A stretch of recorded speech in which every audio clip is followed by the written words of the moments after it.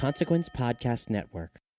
My friendship to all of you precludes my involvement with any one of you. But if you wanna make love, then I do too, and I'll be right there behind you. All in the name of oh, all in the name of oh, all in the name of oh. Greetings, constant listeners, and welcome to the Losers Club, a Stephen King podcast presented by the Consequence Podcast Network. I'm Michael Rothman, editor-in-chief and president of Consequence of Sound, and I'm here with my co-hosts... Randall Colburn, the rockin' one. And Mackenzie Gerber. Now, you can hear us pretty well, right? I think so. That's Yes. because we're recording from a studio here in Chicago, Illinois. That wasn't always the case, though. When we started this podcast, we were actually huddled around an old Yeti microphone in Mac's apartment that he doesn't even live in anymore. That's right. And there were not 4 or 3 of us. There were like 6 or 7. So we wanted to go back to our older episodes and make sure that you, constant listener, actually have a good grasp on knowing that this is not how it's always going to sound. You know, it's a very rough quality, and we just happen to have that rough quality over Stephen King's most iconic books. So Yeah, it's rough. But I'd say, for Carrie, Salem's Lot, The Shining, Rage, and The Stand, I believe. Night Shift, too. And Night Shift. Yeah. We recorded those episodes in a very sort of primitive way, doing our best. That was before we got our studio, which makes us sound so lovely. Yeah. But yeah, so you'll notice that the audio quality is going to be a little bit not up to par, but I'd say the content of the conversations are still very, very good. I'm very proud of the analysis we did. You'll notice a few other changes too, like in these early episodes, we talk about everything. Everything. Yeah, we didn't now we stretch our legs a bit. We do separate episodes for the movies, for other things. And for here, we're basically like, let's talk about all the Stephen King news, as well as the book, as well as the films, as well as the plays, as well as everything. So these episodes run long. Well, I mean, a lot of ours do, but these run extra long because we're talking about those things. And you'll also notice that kind of the way that we break down our conversations now is a little bit different. We refine that over time. Yeah. So yeah, you'll notice that it's a little bit rougher, but it's the same quality Losers Club content And that these, you've always wanted. these episodes nearly killed us. The Night Shift episode, I got the flu because we recorded everything. We in one recorded day. for 11 hours straight, Yeah. I think. Two Yeah. episodes back to back covering all 20 stories? All 20 stories And the movies. And the movies. Oof. It was exhausting. I think towards the end of the episode, I started fading away. Dan started crying. Dan started crying. I cried in the Shining episode, I believe. Yeah. So yeah, these episodes are special. They're very good episodes. They're very special episodes, but we did want to make sure that you didn't go into this podcast thinking that it's going to sound like this forever. Because obviously, as you could hear from us right now, that's just not the case. Yeah, if you're just popping in to hear like, oh, I love Salem's Lot, I'm going to check out this new podcast. Why does it sound like they're recording underwater? You know, we just never really thought that. I think that, you know, we were testing things out. We were seeing if anybody would even care if we did this podcast. And luckily, a lot of you guys did care, and you listened and supported us and followed us on social media. And so we were able to, you know, beef up the sound, make things sound better, expand our lineup, and refine the way that we do things as it is now. So. Because so much has changed since 2017, not only with us, but the whole world at large. And you're going to hear about all of it as you're journeying through each one of these episodes. So why don't we let you continue your journey through King's Dominion by visiting the creepy Overlook Hotel with The Shining.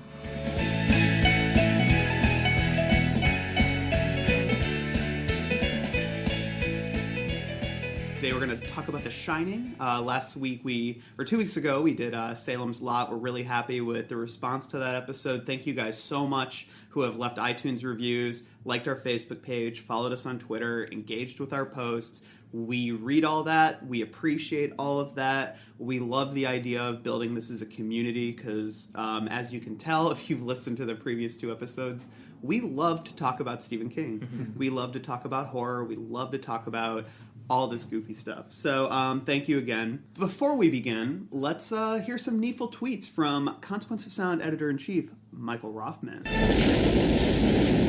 He's not a human being. No! Don't you see what he's done?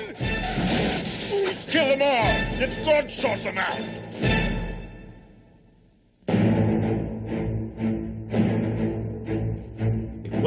recording this episode just a little earlier than planned, so forgive us if these tweets and updates may be a little old. We tried to cherry pick the most evergreen posts, but, some things will be time-stamped, so to speak. As expected, King was back on the front lines rallying against President Trump, and on Wednesday, January 25th, he tweeted, "It was the ugliest first week of a presidency in the history of the American public," which, to be fair, I think very few would argue against. Though things were a little more lighthearted a few days earlier on Wednesday, January 23rd, when he posted a photo of his corgi, Molly. He goes, "Molly, the thing of evil, tries to convince me it was her stuffed monkey who shit in the corner. Calls it an alternative fact." Now, was she referring to the monkey from Skeleton Crew? Ooh, yeah. That's, Maybe. hey, Monkey Shines. That was a George Romero movie, but nothing to do with Stephen King. No, but George A. Romero directed Creepshow. Yeah. And that was written by And The Dark Stephen Half, King. I think. And right? The Dark Half. That's And he was supposed to do The Stand originally, but couldn't do it. So. Oh, interesting. Unfortunate. And that is what we call a tangent. A little tangent. I will say that same day he had posted a YouTube stream of the Eurythmics single "Sisters Are Doing It for Themselves" with a little simple tagline that said "No comment needed." And he's obviously referring to the Women's March that happened shortly after the Trump's inauguration. And it should be noted that King was actually part of one of the marches, not in D.C. or Maine, but at his home in Sarasota, Florida, which he had said there was a positive vibe there. And in television news, this is a hilarious one, and I'm sure Stephen King is going to be absolutely thrilled by this news. The Lawnmower Man is back in the fold and will soon be adapted for VR TV, which means, it still will have nothing to do with King's original short story about a manic lawnmower. Jim Howell is one of the men who bought the rights and brought it to a VR production team called Jaunt, and he says... is that like the Jaunt, the Skeleton Crew short story? No, The it's Jaunt? not like that, but that's a good tie. That'd be funny if the short story from the Skeleton Crew bought the rights to the Lawnmower Man. Oddly enough, the Jaunt is more akin to the film version of the Lawnmower Man because they're both science fiction instead of horror. That's interesting. That's literally where the parallel... That's the only parallel that could be tied to the I just the love movie. that the legacy of this shitty adaptation, which I found out recently was actually just another script that they repurposed. Yes. for Oh, the- yeah. The Lawnmower Man in the book, and we'll talk about this, or the story, we'll talk about this more with Night Shift. It has nothing technologically advanced. He's supposed to be like the great god Pan. It's about an ancient ritual. Yes. Like, yeah. He's supposed to, because he has goat legs and stuff. Like the Lawnmower Man's this like ancient god who eats grass and sets his lawnmower to kill people. It's one of the stupidest short stories that he's ever written. Oh, I like it. It is so, and like... Well, we'll talk about that next We'll talk to it Yeah. either way. Yeah. But, so his quote, this Jim Howell says... The original movie was a film of unsurpassed imagination and creativity, which, with its groundbreaking use of VR back in 1992. Maybe he was talking about Lawnmower Man 2, Job's War. Which, true story, I went and saw that opening night. Oh, God. With my mother, who had never right? seen the original one, and we got out there and was like, "That was an interesting movie. That says a lot about the internet." And I remember her like being very worried about the technology at the time. Although now she's like obsessed with Facebook, but go figure. I guess Job got to her. So he basically says, together with John, we look forward to a contemporary team bringing to life a whole new world of VR, a world of immersive entertainment and communication. We are very excited to be working with John to create a VR realization of the film. Basically, he said the same thing twice, but Can you imagine this Jim Howell like going around Hollywood Yeah. and be like, "Hey, so we have to, Jim. I'm working on bringing back the Lawnmower, New Line Cinema's The Lawnmower Man." To be fair, though, we do make fun of the original Lawnmower Man film. This studio I work at, sometimes they were actually watching the original one on VHS, and I'd never really sat down and seen it. And I started looking it up, and it was a modest box office hit. And the CGI effects at the time, yes, they were groundbreaking in the fact that they were one of the few movies doing them, similar to The Abyss and Terminator 2 and all that. But it's funny because the original director of it still like touts that as being like, "Oh yeah, we were on the cusp of technology," and I'm like, it still looks like shit though. There's no and is VR that much of a Well, a no, thing? I liken it to like when Microsoft's Paint came out and you start using that. It's groundbreaking, but I'm not putting that in theaters. You know what I mean? Like, you got to wait till it's perfected. You know what I remember really blowing my mind? Mario Paint. Yeah. I like Mario. I like Dr. Mario though, because this boy likes some pills. Well, I for one am looking forward to it. Can't wait till Night Shift. I'm sure there'll be more development. In other news, Mick Garris, director of multiple King television adaptations from The Stand to The Shining, the latter of which we'll talk about at great lengths today, has announced that he started his own podcast called Postmortem. The idea behind the podcast is to speak to some of his peers making horror movies, and the first episode finds him interviewing Justin Gerber's go-to horror auteur, Rob Zombie. I think you're gonna say The master. I think you're gonna say interviewing Justin Gerber. Oh no. That would be probably a more fascinating episode than talking to the director of the Halloween remake and countless other awful horror movies. But he says the next episode after that will actually feature Stuart Gordon of Reanimator fame. So the podcast will definitely start there. Postmortem's a good name. It is a good name. Yeah, it is a good name. And, Mick Garris is a cool dude. So I'm glad that I think he said he looked like a cross between... that was me. I think he looks like a cross between Kevin Kline, the actor, and Jay Mascis from Dinosaur Jr. You can Google those images and we'll let you play with your imagination on that composite. Use VR technology to do it. Use the Lawnmower VR game that's going to be coming out in a couple of months to find that. Anyway, look for a link to Mick's podcast in the post and Consequence of Sound, and that's a wrap on Needful Tweets. The Tweet Beat. Great. Thanks, Mike. Before we get started properly on The Shining, I'd love for us just to all go around and discuss, what was our first encounter with the book? Did we see the movie first or read the book first? And then also what edition? There's so many editions of every Stephen King book, especially the older ones, that I think it's kind of fun to talk about which specific editions we had. I've touched on in previous episodes sort of my first encounter with King was in my grandma's basement, where I used to sneak down there and read. She had she had The Shining, Christine, and The Dead Zone, and I was obsessed with flipping through those.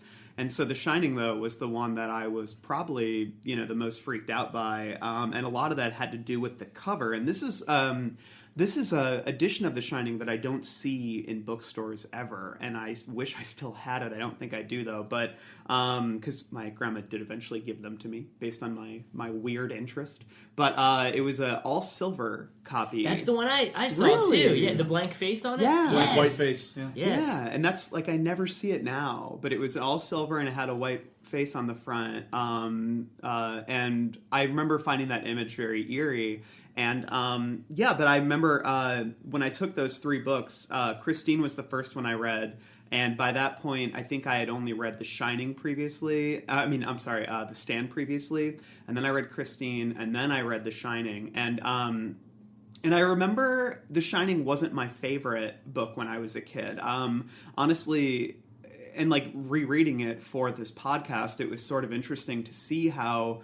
it really takes its time getting to the horror. Mm-hmm. This is very much a book about a family. And I think I was reading this when I was 11 years old, probably somewhere around there. And so I remember at the time just being like, get to the scary stuff, get to the violent stuff, because I was a great kid. And so that's how I remember reading it. And I know that I had already skimmed through a lot of the stuff, and I had encountered the dog man, the woman in the tub, a lot of that stuff before I'd even read the book in full. So, but I remember it was still chilling very much in context. And so that was sort of my first encounter. Mike, what about you? It's very similar, actually. The cover was something that I encountered also through family, but it was a different cover, actually. It was the one that I think is pretty prevalent in a lot of older bookstores, where it has the whole family drawn on the cover, and then you see the hedge animals and that are around it, and then the hotel. And I think that's the original. That's the original. It looks kind of almost like a Drew Struzan. Danny's eyes are blank. That's the scariest. That's what scared me. It was Danny's face, because it reminded me of the photo that was captured, the quote unquote captured in the Amityville house, because it's very eerie how he's just staring off with these dead eyes that it's just, he almost looks like the scary person, which is funny because he's actually the hero of the book, or the quote unquote hero. So I had always seen that cover, and that always really creeped me out, because I would see it at different people's houses. I'd go to my friend's house and their parents would have it, or I'd go to my one of my family friends would have a bunch of old Stephen King books, and there was always that one. And it would always be a challenge to myself to take a look at the cover, because that cover always creeped me out. But once again, ding, ding, ding, I saw the film before reading the book, and that's just how it's going to be with me, probably. But the Kubrick version? The Kubrick version, which is, it's in my top 5 favorite films of all time. So I just love that movie. But as a kid, it was, you know, I also patrolled like the horror sections of like Blockbuster, or, you know, there's this The patrol. you like, Well, like twirling a billy no, club. all you need to do is What are just you picture, doing in this aisle? Well, just imagine this like tubby fat kid just walking through like the, you know, the halls of the video store, going like, "Mother, I'll have that," you know, video. Did you have a lollipop? And I did have a lollipop with a little spinner hat on there. You know, just this fat Jewish Beanie- kid walking beanie around. But you know, just obnoxious, like, "I want that one." But I'd always see, you know, Jack Nicholson's face, and I'd recognize him from Batman. So, you know, from 1989's Batman. So I'd always be like, I'd want to rent this movie, and my parents were pretty forthcoming about what movies we could watch. So they eventually let me rent it, and it still is like it's like a hard film to watch alone because it's terrifying. So I did finally read the book years later. When I was in like elementary school or like middle school or something. I think it was maybe like 4th grade or 5th grade that I finally read it. It was like, I think it might have been after Jurassic Park, because I was like, well, I'm reading big books now, so, you know, I'm going to tackle these.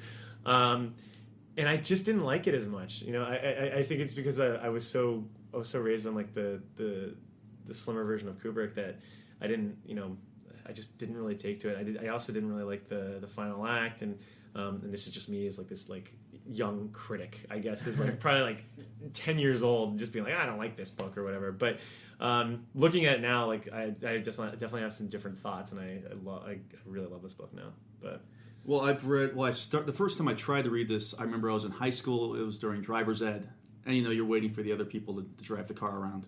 And I read that. I checked out that copy from the library, the silver backing with the blank face and the black hair, whatever. Justin, do you still have this? I don't have that. I didn't steal that from the library. That is funny that 3 of us saw that one, but I haven't seen it since then. I haven't either. And I've never seen this cover. Yeah, and I didn't finish it. So I finally read it. It's actually the book that Randall brought today. It didn't say the copyright. It's the Penguin mid-90s paperback edition of The Shining.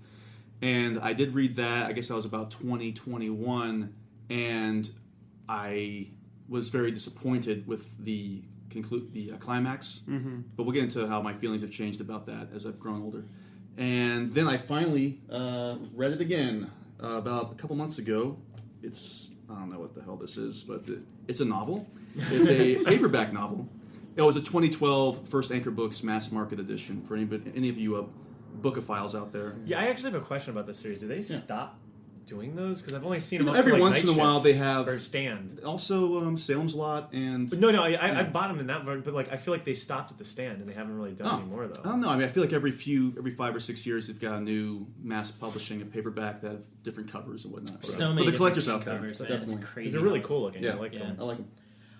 Yeah, I also saw that silver edition. I remember I thought that Danny's face on the front looked like the blank from Dick Tracy. So I thought that was cool, even though that book. Oh my god, I probably made that connection too. Yeah, because it was Dick around Tracy. that era. I actually got interested in it because my dad had sort of a Stephen King resurgence. He had kept up with all his books for a long time and then didn't.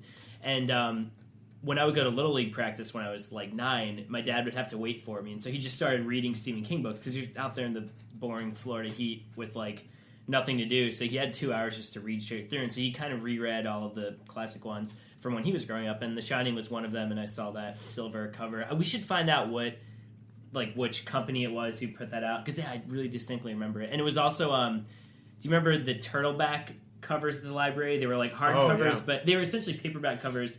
The paperback novel? They were hard on, yeah, that's how I read Night Shift. And they were like paperback images that got emblazoned onto this like glossy hardcover. So anyway, that really piqued my interest. It didn't necessarily scare me, that cover, but it made me interested in it just because of that blank connection. And I'd probably read it about a year after I saw that cover. And the edition I had when I read it was, they put out a bunch of these, and they were the chain of books my local library had. They were hardcover versions, and they were solid colored borders, like the whole cover would be green or something like that, and then it would just have a square photo, just very simplistic, and it would be a painting. Like the Salem's Lot one was just like a bat flying over a town. Oh, so kind of like Kanye's My Beautiful Twisted Fantasy. Actually, that format exactly. Yeah, I don't know what company it was, but they all had this look. And then the Shining one was just the hedge lion. And I remember asking my dad, oh, why is there a lion on the front of this book? And he told me about the hedge creatures that come to life, and that's what really made me want to read it. I remember enjoying it. It didn't creep me out the way Salem's Lot did, or The Stand, or some of his more grisly books. I mean, there's certainly violence in The Shining, but maybe because it's self-contained, it didn't seem as crazy of a novel to me as some of his other stuff. Even though in retrospect, I mean, hedge animals come to life. Yeah. That's crazy, right? But it didn't seem as cruel and gruesome as some of his other works. So I liked it well enough when I was a kid, but maybe wasn't drawn to the more visceral aspects of it like his other books. And then rereading it as I got older, I loved it. We'll go more into this. I actually think I did dig the ending back in the day, but I'm maybe a little bit more sour on it now. Ooh. And maybe some of that has to do with Dr. Sleep, and we'll talk about that as well. But that's what's so great, is that we're going to have this yin and yang. Yes, exactly. First time arguing on the Losers Club. But yeah. Get out your gloves. Sadly, I had not actually read The Shining until about a month ago. Really? I never even tried to pick it up. I think that the first time I ever saw the film was, I don't know, Justin would come home with R-rated movies when I was not allowed to watch them, and I'm sure we watched them then. So my first experience with The Shining was Kubrick's version, which was absolutely horrifying in every way possible. I did watch the miniseries that was on TV, and I remember being very weirded out by how totally different it was, and I could understand people going in to the miniseries or to Kubrick's version, thinking this is not the book. You saw Kubrick's, then saw the miniseries, then I saw the miniseries, then read the book? Then I read the book. Gotcha. So I'm on the same page. Same here. Yeah, so it was very interesting reading the book because, and obviously as an adult, and I don't know if there would have been a difference reading it as a child. It's interesting that none of us read the book before seeing any of the movies, right? Yeah. No, I did. I read the book. I read the book before. Really? Yeah. Well, and my dad would always trash the Kubrick one because he was very much like, no, you need to adapt it just like the book. We'll talk about that in the page to screen, because I think we're going to have similar opinions on how to look at the movie. So I was thrilled to finally read it, and I really loved it pretty much straight through. The ending's kind of crazy, but I think in terms of the book, it works great for me. So I was really excited to read it for the first time. Before we move on, I'd love to just have one of us read the synopsis of the book, just to refresh ourselves on the story and, the general vibe. So Justin is going to read from which edition is this? This is the 2012 paperback edition. All right. The Shining. Jack Torrance's new job at the Overlook Hotel is the perfect chance for a fresh start. As the off-season caretaker at the atmospheric old hotel, he'll have plenty of time to spend reconnecting with his family and working on his writing. But as the harsh winter weather sets in, the idyllic location feels ever more remote and more sinister. And the only one to notice the strange and terrible forces gathering around the Overlook is Danny Torrance, a uniquely gifted 5-year-old. The Shining.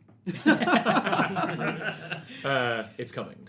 That sounded like a 70s movie trailer. Yeah. They always did that like Halloween. Halloween. Yeah. Halloween. I think they say Halloween like 8 times in that trailer. Yeah. Let's talk about the hook. Ah. Yes. Don't you see? Don't you see how clear it all is? Not only can you see the future, I can change it. You can change it, exactly. Well, it's essentially a haunted house story. I mean, that's the hook. Yet, similar to what King did with small towns and vampires in Salem's Lot, he uses the haunted house to embellish the real narrative at hand, which, as Justin had said, it's about, it's this broken family suffering from abuse brought on by addiction. And I don't think it's too much of a stretch to kind of look at Danny as a metaphor for a special needs child, also for raising a special needs child. And I mean, after all, like both Wendy and Jack actually have no clue kind of how to raise him. So I think that's, looking back now, I think that's kind of an interesting perspective on that. But I think as a whole, though, King definitely leans heavily on Edgar Allan Poe, who did the same thing with the haunted house nearly 2 centuries ago with the Fall of House of Usher. And he also references Poe's other story, The Mask of the Red Death. And if you've read both of these short stories, you'll see how Usher informed Jack's downward spiral and how the Red Death mirrors the isolated tension and all the eerie scenery, such as the Masquerade Ball and what have you. But there's another author that actually King references in the book, And he references Edgar Allan Poe, but he also references Shirley Jackson in yeah. The Haunting of Hill House, which I don't know if you readers have ever read it, but it is hands down one of the scariest books I've ever read. Like Haunting of Hill House, the ending is so chilling. I won't spoil it. And I actually read her. You can spoil it. The book is old. Yeah, it is old. Well, it just goes back to. It's interesting that he brings that up because The Haunting of Hill House, you could also argue maybe is more of a metaphor, like how much of it is inside our head and everything like that. And The Shining is strange because the horror is not metaphorical. It's metaphorical in that maybe it ties back to the issue of addiction and the issue of the writer's journey and struggling to create something. But the ghosts, I think, are very much real in King's version, as we see later on. And they matriculate very similar to how Shirley Jackson puts it in The Haunting of Hill House. Yeah. I mean, there's that. Do you remember the book? Yeah, I read it just. Even just the way that they pop out in the book. There's a scene where I think they're running away from the house. They just kind of appear, and they have there's a ghost picnic that's happening outside in the middle of the night. That's spooky. It's very I haven't read scary. it. It's really good. And they stumble upon all these people just sitting there, and it's very similar to how the ghosts just kind of pop up in the Overlook. But if you're actually looking for a really good film version of that, and Matt can attest to this, is The Haunting is a great adaptation. And we're talking about the 1963 version, Exactly. not the Liam Neeson. And Wilson. The Jan de Bont version. I also think of Richard Matheson's Hell House, a book about a group of clairvoyants and but also a skeptic, I believe, who go and try to determine whether a house is haunted. But I think a key component of that when we're talking about the haunted house story, which is sort of the hook here, is also the sense of isolation. I think one of the key aspects of a good haunted house story is the ability to not escape. Mm-hmm. And I think what King does so well here in The Shining and really exploits for good horror is the idea that the potential for escape is so slim. I mean, what Halloran has to go through to go to them, is defying all, ideas of logic and safety. And but I think that sort of claustrophobia and the sense of no escape is what really elevates a good haunted house story, which is why I think The Shining really exploits that hook really well. Yeah. And there's a really good adaptation of Hell House called The Legend of Hell House from the 70s, starring the great late Roddy McDowall. Oh, I didn't know that. I love Roddy McDowall. You guys just watched the Fright Night documentary. That's correct.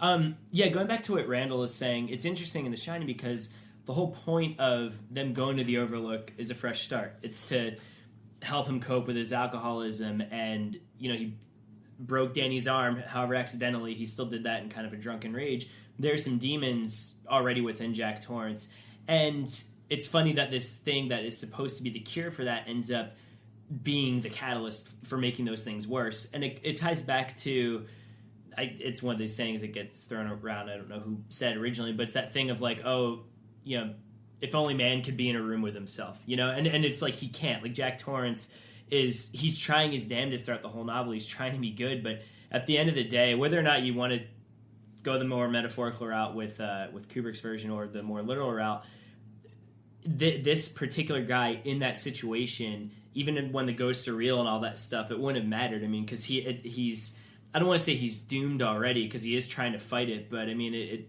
it's just funny that this thing that he goes to that's supposed to be a place of healing or whatever ends up just being a place of complete enabling, and we're talking about addiction terms. Well, it's so interesting that it really is such a mirror.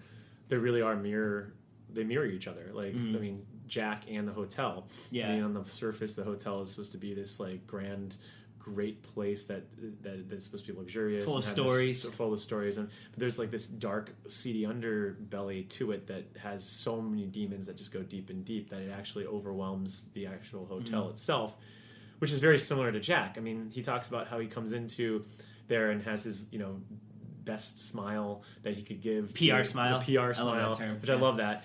He gives the best PR smile to Ullman, and there is just an avalanche of disaster that's behind this guy that he hides. Yeah. So it's kind of funny when he goes and storms off and goes nuts on Ullman. He's so hypocritical in the sense that he's not even divulging anything that he has underneath the surface. Really quick, not to get on too much of a tangent. So when I first read The Shining, I thought PR stood for Puerto Rican, and so I just didn't. I didn't understand the first that's early on, right? It's one of the first chapters. The interview with Ullman, isn't it? Yeah, it was just strange. Which, hey, I mean, I guess he could be Puerto Rican. Who knows? But I don't remember if they go. There was so many racial epithets thrown around in the first chapter that I could see. No, that's the thing, and I just didn't really get why that was important. It didn't really affect the rest of the book. I just remember being very confused. Oh yeah, because it wasn't.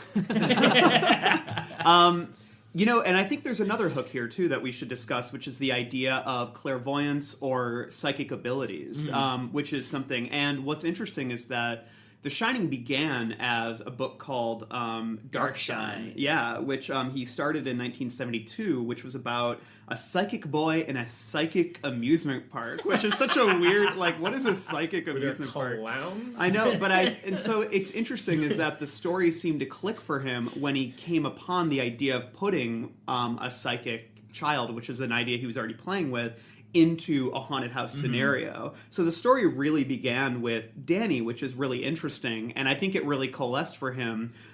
He said it did. When he went on a trip with his wife to Colorado, and they stayed at the Stanley Hotel in Estes Park, Colorado, and which is where they filmed the miniseries, right? Yeah, which is interesting. And they actually stayed in room 217, which is a neat little nod. But they actually were right before it was closing. That's when they got there. It was right before it was closing up for the season, and Stephen King said.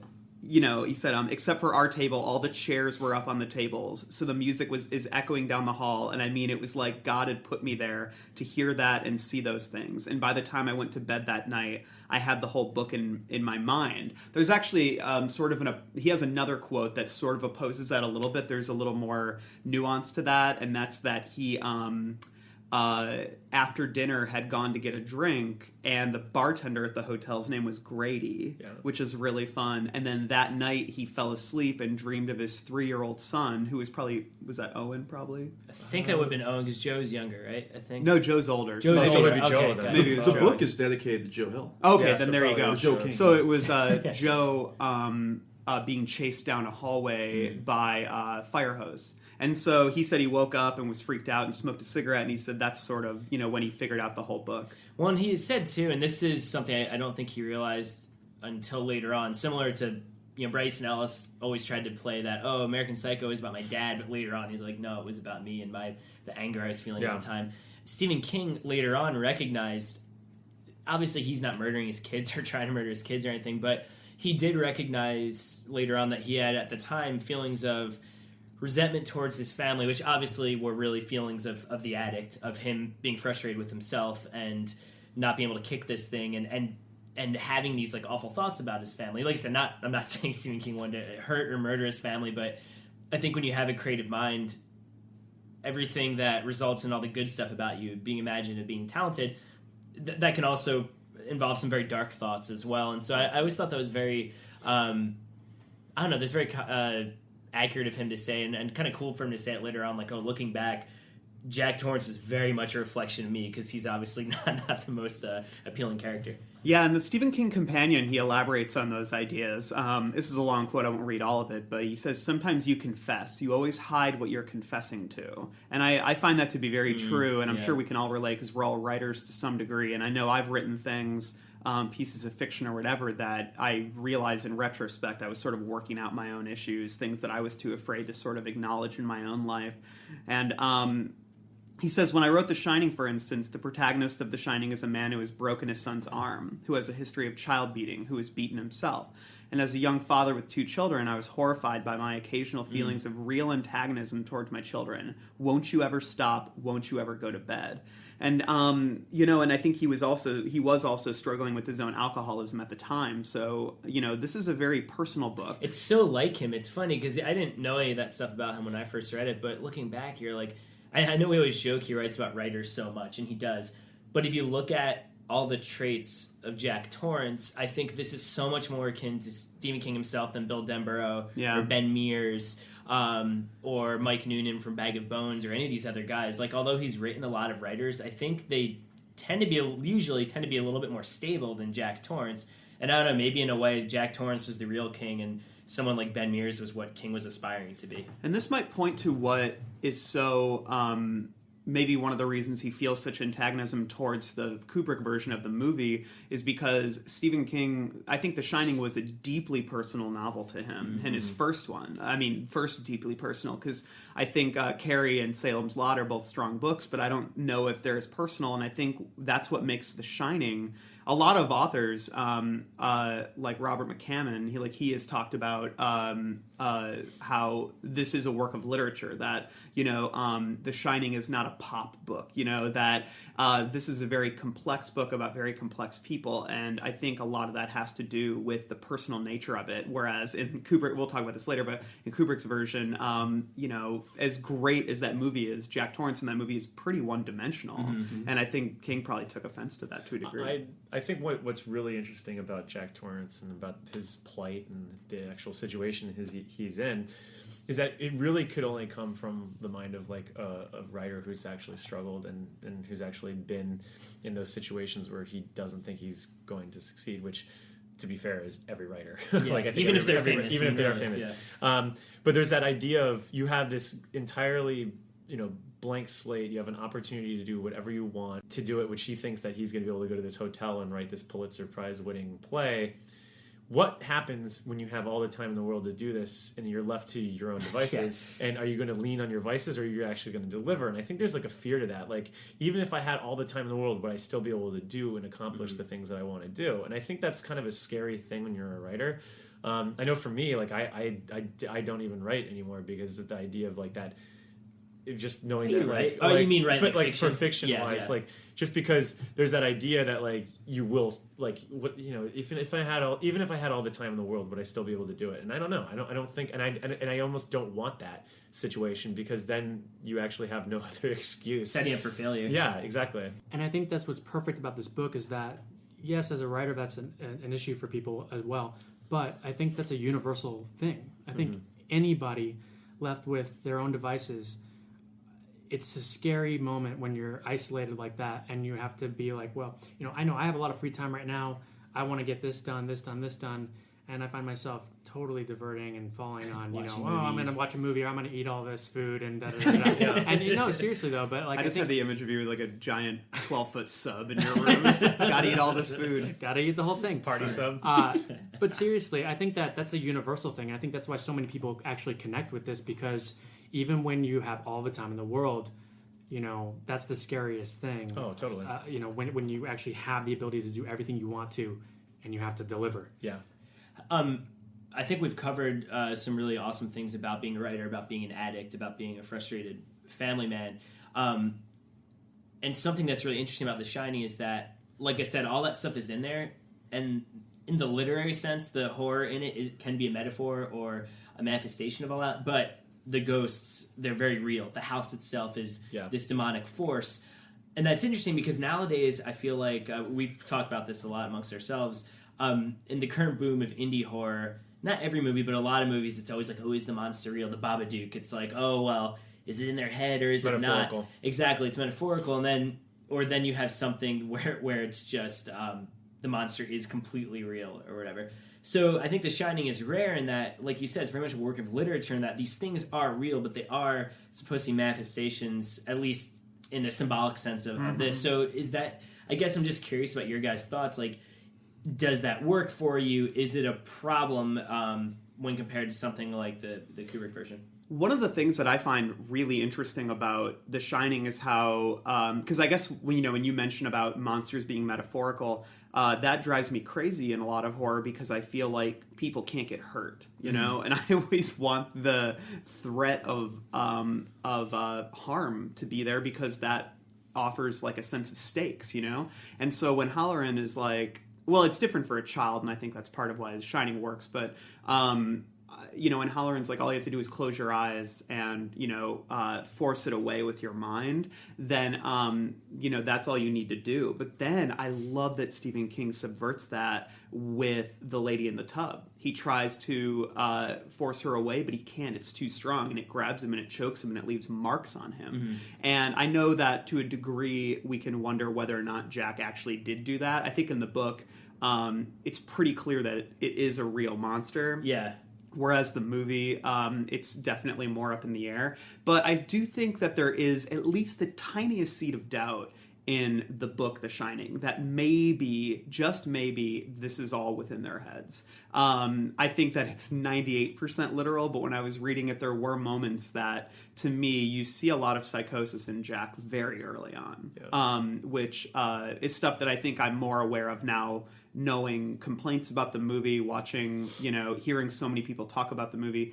I think about those things when I read it from that perspective. So for me, I like that the idea of what's literal and metaphorical really blends together in the world of this, because the thing that you are able to push away with your mind becomes real and can hurt you. And then that really changes the game, I think. And going back to the haunted house thing, I like that the haunted house is in itself kind of a physical being, you know what I mean? And I don't know, I'm trying to think back on other famous haunted house stories like Hell House or the Haunting of Hill House, whatever you want to call it. Do you guys think that the house itself being a character is like a pretty common trope, or is that unique to King? I think it's a pretty common thing when you're dealing with haunted houses. Absolutely. It's funny because I know that your wife, I feel like, posted a funny comment the other day about searching for hotels in New Orleans, searching for hotels that aren't haunted, and it came up with no results. I think it's a universal thing. Again, I'm ecstatic about. I think that it's a common thing, and I think that it's something that I love, and it's also something that kind of started in Salem's Lot. With the Marston House is almost a character in itself, the way they describe it and how it's overlooking the town and everything. And I feel like this is just an extension of that, and a more of an exploration of that kind of thing, like the life that this building takes on.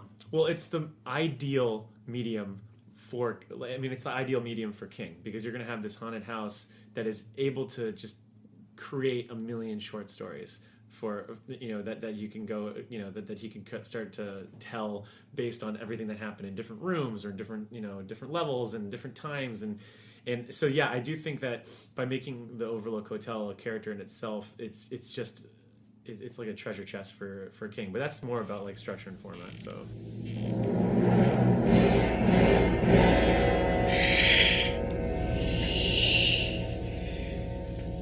Look at me. Look at me, teacher. So much of this book is told through recollections. Chapters begin, and we have Jack in bed remembering everything else that happened. Like there's a chapter, Night Thoughts, and it's like Jack's in bed, and then there is a very long chapter that is literally just him remembering things. And I believe this is also, I could be wrong, I don't remember this in Salem's Lot, but Stephen King always adds these little interstitials between paragraphs of italicized, parentheticaled, jabs of memory or thought that are jumping into people's minds, and to me it's and then you'll see it, and it's always bits of dialogue from his past, or or maybe it's the ghost speaking, because the ghosts seem to speak through memories and they manipulate your memories, and those sorts of issues to me are really emblematic of the larger structure, where Stephen King seems to be, so much of the horror is rooted in memory, both in Jack's life and in the hotel, and it's manifested through a book that is constantly jumping back in time, between time, with characters. And it's kind of a perfect marriage, or sometimes it's a little imperfect, marriage of metaphor and foreshadowing. One of the things I thought was actually interesting was how he layers the story with so many different visuals that are going to come into play of how it informs the characters. You have like the boiler, the wasp nest, the hotel itself, and the clock in the lobby. I think it works. I do think it gets overkill sometimes. Literally on 27 pages into the story, Watson says, "I tell you, this whole place is going to go sky high someday," which is basically like saying, you're basically just putting a sign on Jack's face that says, "Whoa, watch out for this guy." It's just, and for me, that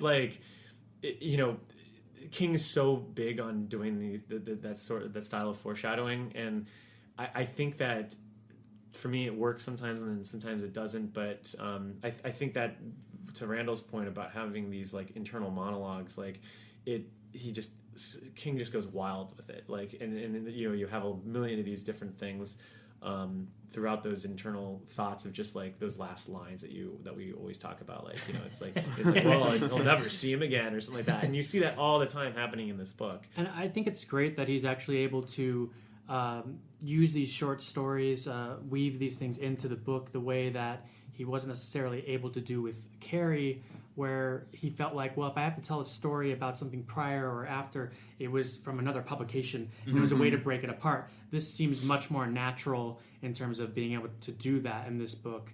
And as where Salem's Lot, we had a lot of building of the universe and of this world. Now we have like this intense character study of these three characters alone in this hotel. Yeah, because in Salem's Lot, you had this giant ensemble. And if you needed a story told, you could be like, well, I'm going to go to this person within this world who can tell that story. I can jump around like that. But here, the perspectives are so limited to Wendy, Danny, Jack, and Halloran that it's like memory is really important, and you really have to dig deep into the minds of these characters. And also, too, because Jack, and in a different extent, Danny, because they do have this connection to the hotel, it's a good vehicle for him to be able to go back in time in a certain way. Because you guys have read it more recently than me, structurally, because we do have Halloran chapters outside the hotel, right, where he's coming to rescue them or thinking about them. Outside of that, is it pretty much confined to this? Is the structure is it all in the hotel like the whole time? For the most part, I mean, you do get out with like Halloran occasionally, and they go down to the town. That's the Sidewinder occasionally, which is some great chapters. But I mean, like Randall said, it really is like the mind is really your way of getting out of like the kind of confined setting, and you're able to go to some great places. And like to Mac's point, it really is a deep character study. I mean, like I'd mentioned before with the sort of metaphors, but those metaphors give agency to a lot of these deep thoughts. Like even one of my favorite chapters is when Jack's on the roof.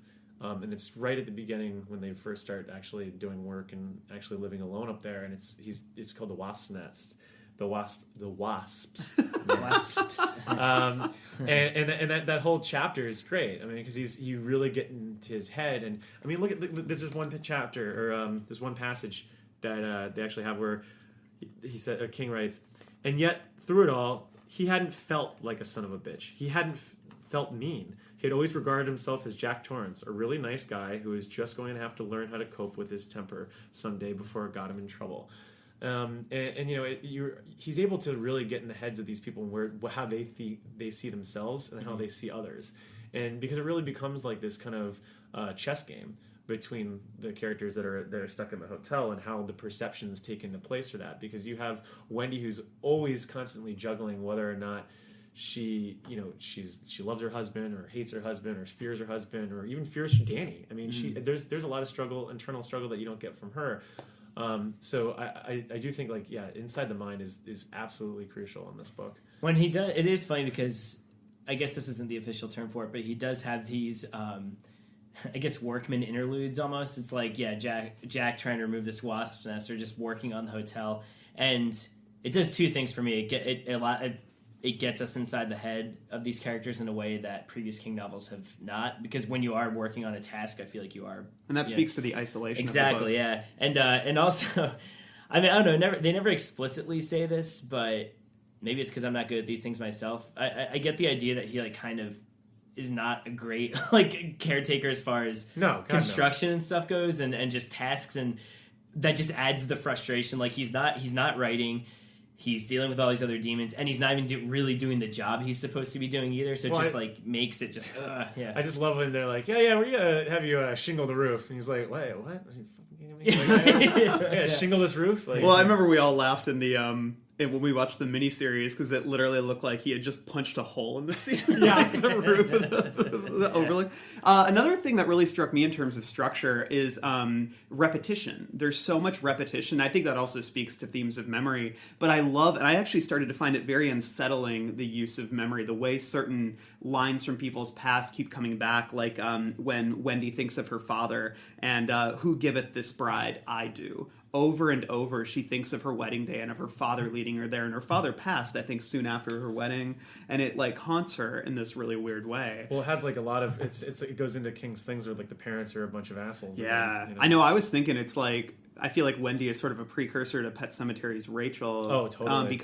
But Rachel's parents are like monsters. Danny's a precursor to Ellie. Yeah. Also. Yeah. But it doesn't. Jack, his father's like a total like psychopath. Also. Yeah, right? yeah, like a hardcore drunk psycho. But yeah, and it's like, but yeah, that idea, that repetition of like, who giveth this bride? I do, and the Red Death held sway over all. Like the way that line keeps coming back, and the fact that Jack doesn't even know where it's coming from, but it also plays, and because it plays to this idea of there are events being played out over and over again inside the hotel. The woman is in the tub dying over and over again. You know, the party, the costume party, the mask party is happening over and over and over again. Like these things exist in the world of the hotel, and you know, and Jack is in a way sort of a repetition of Grady. Like he is another alcoholic who's been brought in, who's being driven crazy by these things. And so those ideas, I love how he's able to work in the idea of memory into the fabric and structure of the book, because I think that really highlights the themes. And it also was a huge step, like Mac was saying,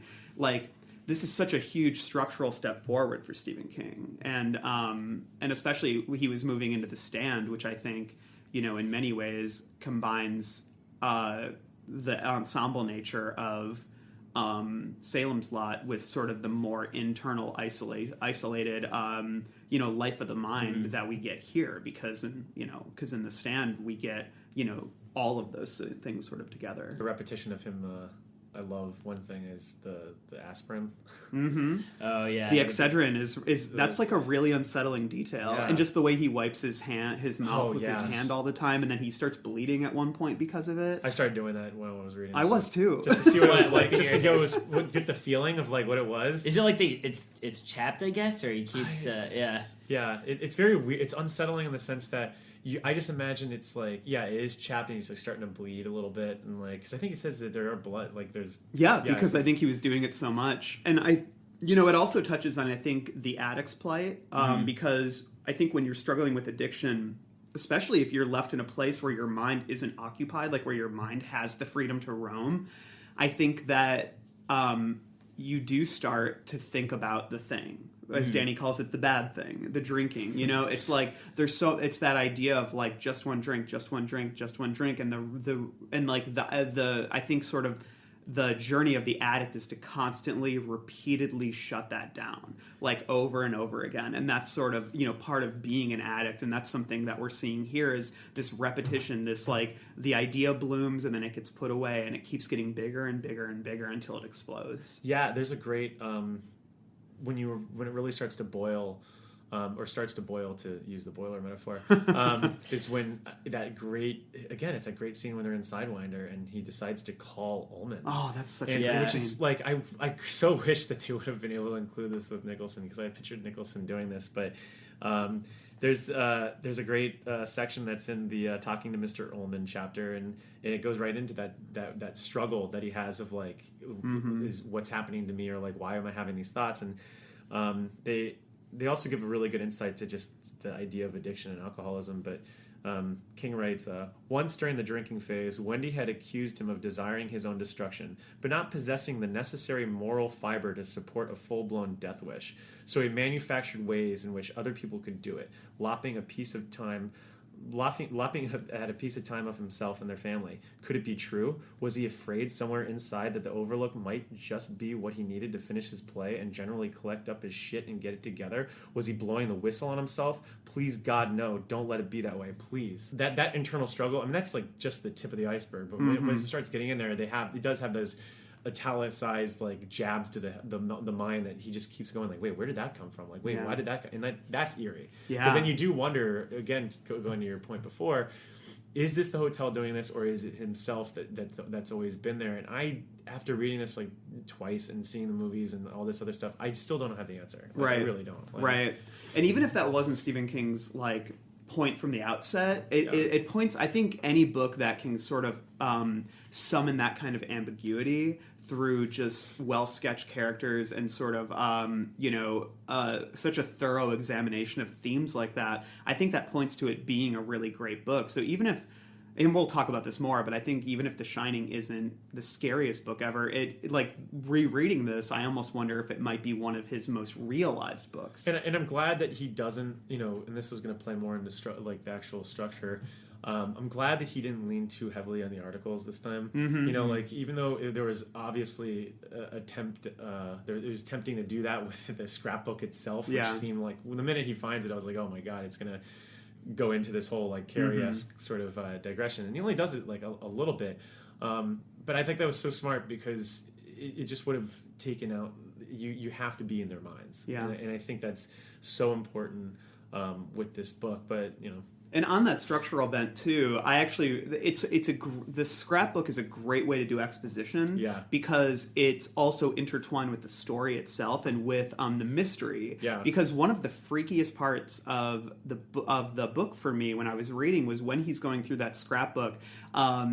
Because this sort of points to this idea that he's not alone when he's reading it, even though he is alone. But he finds the scrapbook, we're reading all these articles, we're learning about all the characters that we're going to see when the ghosts come out. We're learning about the mobsters, Horace Derwent, all the different ghosts of the Overlook. We're hearing about them through these, and we have to remember them because, I think even as you're reading them, that they're going to pop up later. Absolutely. And but it's when he finds the article about the killed mobsters and just somebody had written, and they took their balls with them too. And Jack just goes, whose is this? Yes. Who wrote that? Yeah. I love he loves that. the mobsters getting tied up with like paranormal powers. Like, because like in Salem's Lot also isn't like it's Huey Marston or Hubie? Hubie was it was a monster. former hitman. I mean it's cool. I like that idea. One of the things to your point also with using his exposition is I love how, again, going into the foreshadowing, but it's also in the internal monologue,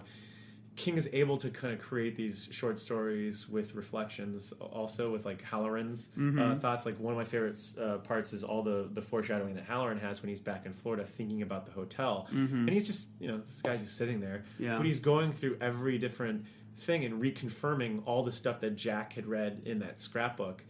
So again, it goes into the thoughts about the echoes and the repetition, and then also the internal monologue, and then back into it just feels so natural. Like it doesn't. Right. I never really get to the point that all this information is just being dished out just for for information's sake. No, like there's a purpose to it, and it's very there's a finesse to how it all bleeds out, and in the way that the one thing I will always give King credit is that he is so good at orchestrating the tension and the detail, so that when it does hit, it's at the most maximum level. Like you're like, oh yeah, that is a great callback, and a lot of that comes in to to Halloran's thoughts, because those don't actually come into play until like I think 127 or it's later in the pages book, in the book or whatever. But yeah, I mean.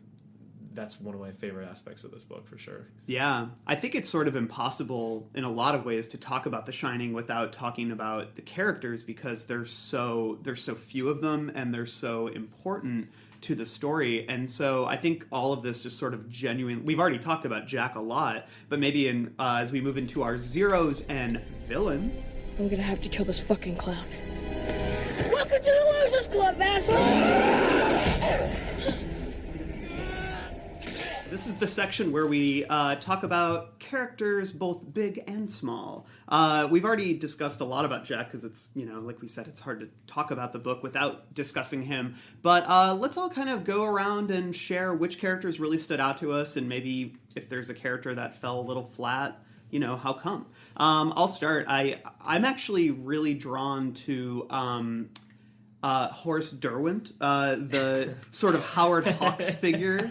I don't know why that was funny because I didn't think he'd be the first guy we're talking about. Oh, I know, it is a little weird. No, it's great. I think it's great. Trust me, listeners, we will touch on Danny and Wendy, but I really have to talk about Horace Derwent. I found him he's a figure I sort of forgot about upon this reread, and he's this kind of Howard Hawks figure, this film producer, billionaire, business eccentric who... oh, you mean Howard Hughes? Wait, who is Howard Hawks? Howard Hawks directed the original Thing. Yeah. Or He's produced. He directed Scarface also, which Howard Hughes, I believe, produced. So I think that was...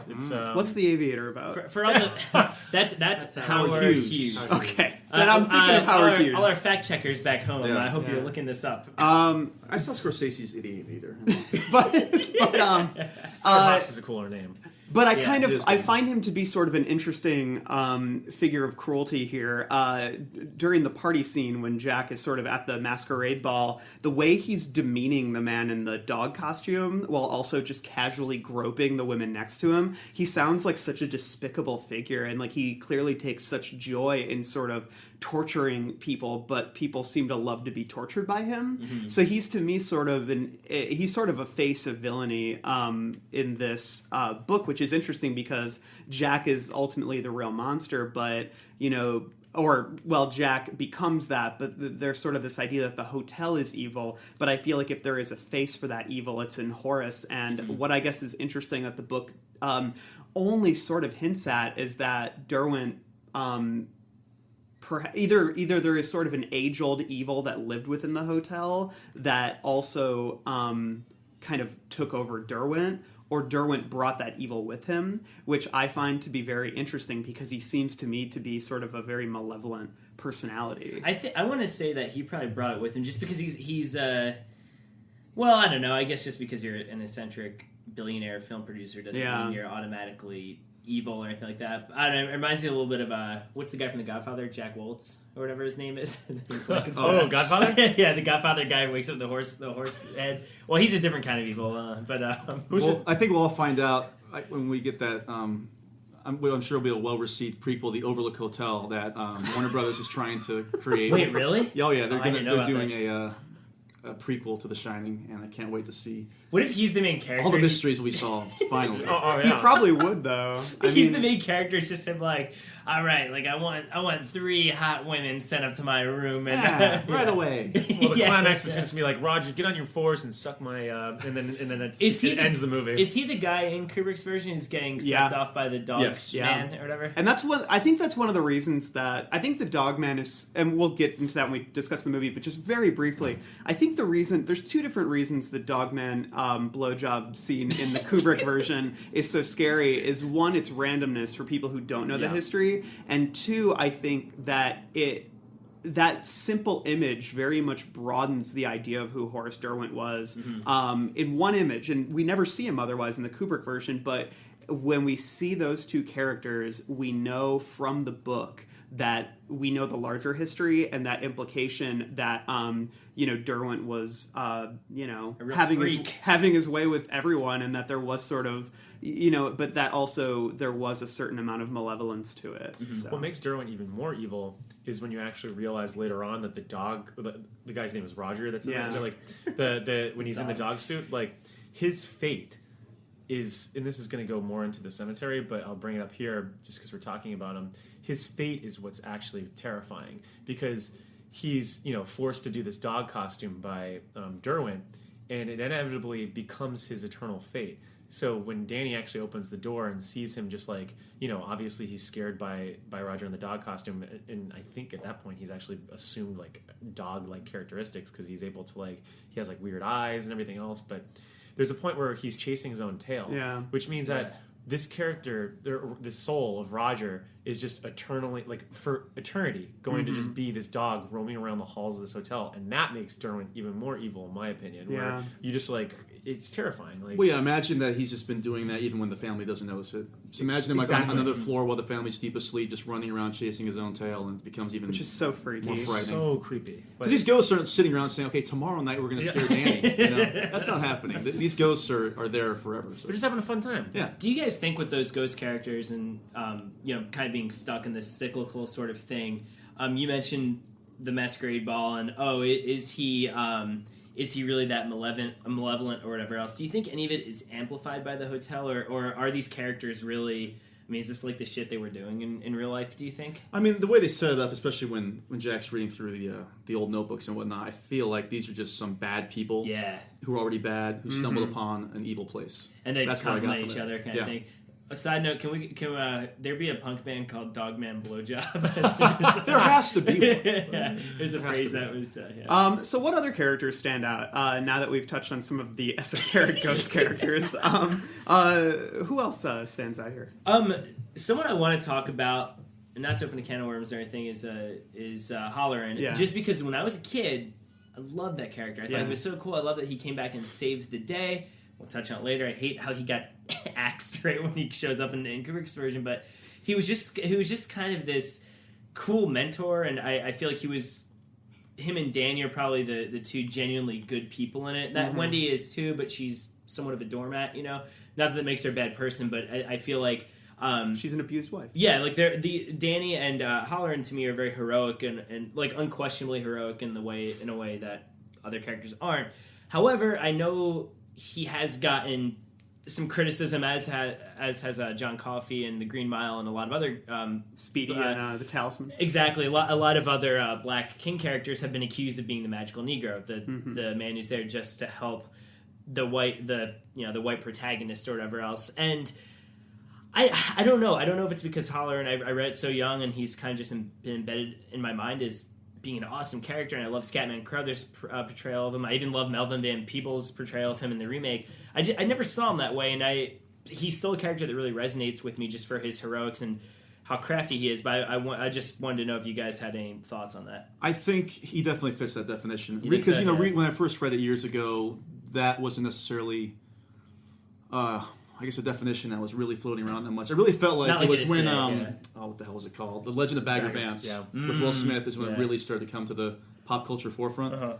But reading it now, especially again, I can definitely see where that definition. It's that unintentional. Right. I don't think he went out to do this. King did, but I think that he kind of falls into the tropes of what would become the magic. He does the magic in quotes jive talking kind of thing, and he does that where with he a lot of tries to characters. put yourself in the mind of an African American who's in his 60s around the time of this book. But it just doesn't read well. It feels like a white guy writing his idea of a jive talking African American from that Pitchfork review. Oh gosh, like the Miles Davis Pitchfork review. Mike put that in the reader references. Oh yeah, we'll put that. No, you can't find it. And it's funny too because you look at a character like Mike Hanlon from It. Also a black man who it doesn't feel. Obviously, there are a lot of racial themes that come up with Mike and how he gets antagonized by Henry Bowers and Holleran, who also makes an appearance in It, which we can talk about in King's Dominion. You have to bring up race, obviously, if it's in It, especially if it's a black guy in the 50s, like. Yeah, those sort of discriminations, I mean, they're still around today, and they were even around more so back then. But with Hanlon, for some reason, King doesn't feel like it doesn't feel like King is having to try and talk like a black man or whatever. And Holleran, it does. Hanlon feels like a real kid. He doesn't feel like he just feels like a real kid. Yeah, and his father. And I do think that King's intentions have always been the right place when it comes to race. And just equality in general. I mean, look at what we talked about earlier. But sometimes it feels like he tries a little too hard to be like, I understand the black man, how he talks and everything, and like I said, Holleran to me, and last time I read The Shining was a long time ago, so maybe like Justin said, that term wasn't in my mind. Although I have never seen like that, what you guys are saying makes sense to me. Well, I mean, if you compare this to something like Ian Fleming's novel "Live and Let Die." Is that Baron? The way he writes African Americans in that is downright offensive. Yeah, and I think Ian Fleming had some other demons. So, was Ian Fleming racist? Maybe, we can just go ahead and say it. For the most part, I think he was a little slightly misogynistic to be polite, and Yeah, you read his books, the way he portrays Asians or African Americans or Jamaicans. It's just, it's a brutal read. Women and people of There's color. a lot of misspellings and there's a lot of apostrophes. And it's just. It's, I believe there's a clause in Fleming's will that said Idris Elba was never to play. That's right. That's why he's always they've always been King waiting. picked him up for no, the I'm Benson. joking. Yeah, I'm joking. yeah, no joke. Well, that was absolutely joking. But I will say I Dick Halloran's probably I saw him almost like it's like a life raft in this story. Like every time I would switch over to his perspective, I was so overjoyed. Like I was just like, oh my god, thank God we're getting out of the hotel. And I like what he's doing. Like I like the stuff that his lifestyle that he's doing. Like the way he interacts with people, he always gives everyone the benefit of the doubt. Like he's just a good person, and he's he admits that he's like God, why am I doing this for these fucking people I just met? Like I love that That's too. kinda cool, yeah. But he knows that like he can't live his life without helping these people. And like I do love that, granted both films really do a good job in painting like how long and far he has to go to get back to the Overlook. But in this one, I love that he there's like one where he like misses the flight and then has to go back to the next day, and like it's just like little things that they keep adding into that, and then the people that he meets, and then how he has to even request time off of work with his boss, and how you just see a little bit more of his lifestyle in this than you do in any of the other movies. And like he felt like a real character to me, and like I definitely get the criticisms on that end, and especially just in the dialogue, which I think Scatman Crothers does a really good job in being able to kind of suppress down and make it a little more of a palpable and actual real character. But I personally, I mean, obviously, because look, we're five white guys just talking about this, but I don't think that there's.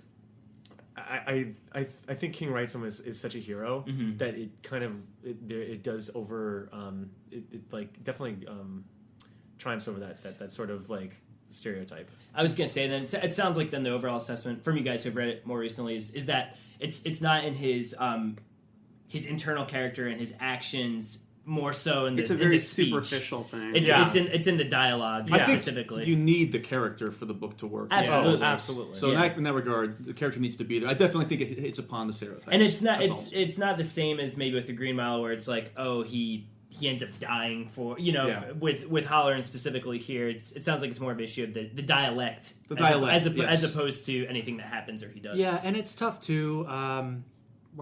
I'm not forgiving anything. I mean, obviously, in terms of, but you got to think of when was this written? What was the political current state of the world at the time? And I mean, you have to look at it through that lens. It's like when you watch the original King Kong, and you have to look at it from these special effects were great at the time, and like this is why this was such a big deal. You have to look at it through the lens at the time at which it was written as well. Because reading it now, I was really kind of like jolted by reading some of these things that he was saying, or just references and whatnot. It just was like, I was like, I don't think you even need to say that these days, like at all. Like you need to bring that up. So it was very interesting to see that character. Let's talk about Danny. I think Danny is a really interesting character in the Stephen King world, and I think there's a lot of questions. I think nobody would deny the fact that Stephen King making him 5 years old. So young. I know, he's so young. I almost wonder, does he need to be that young? He could be 8 or 9 or 10. Yeah. He could also be 45, based on how they write him in this book. I mean, Jesus Christ. They touch on the doctor's comment on Danny's, expansive speech qualities and his logic and his ability to like speak like an adult, and I think that's something that everyone would agree is a little bit weird, but Stephen King does acknowledge that. The parents acknowledge how they feel like they're talking to a little man sometimes. And then there's also sort of he acknowledges it too. Yeah, Danny does. Little man Torrance. I mean, like just to not to jut in too much, but there is a part that I did underline last night because I thought this is a really interesting argument in that favor, because I do think like a lot of the times when they mention the doctor and the parents saying like, I don't understand what the hell's going on with this kid. Like, it feels like kind of like a write-off to be able to like get away from like not really knowing how to write for a 5 or 6 year old. But he does say, and suddenly Danny had one of those flashes of understanding that frightened him most of all. It was like a sudden glimpse of some incomprehensible machine that might be safe or might be deadly dangerous. He was too young to know which. He was too young to understand.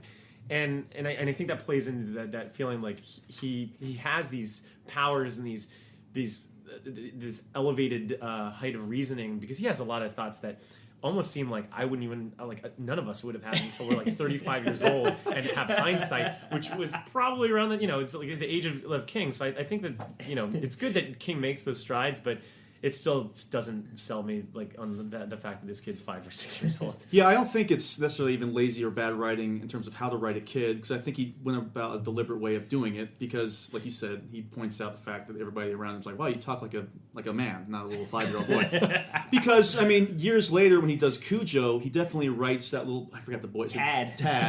As a little... Thad? I can't remember, but he writes Tad as a little boy, like you believe he's a little boy living in a small town of Castle Rock. And King was coked out of his mind. He doesn't even remember writing Cujo. So I feel like he knows how to write specific characters. I think he just went about this in a strange way. You say he knows how to write kids when he's on cocaine? Yeah. Which is crazy to me. Get him back on China White. Let's go. Well, no, and I agree with you, because when I was first reading it, and I talked to Mike about this all the time, is that, I was blown away by the writing for Danny. I was really confused. I was like, who is this supposed to be?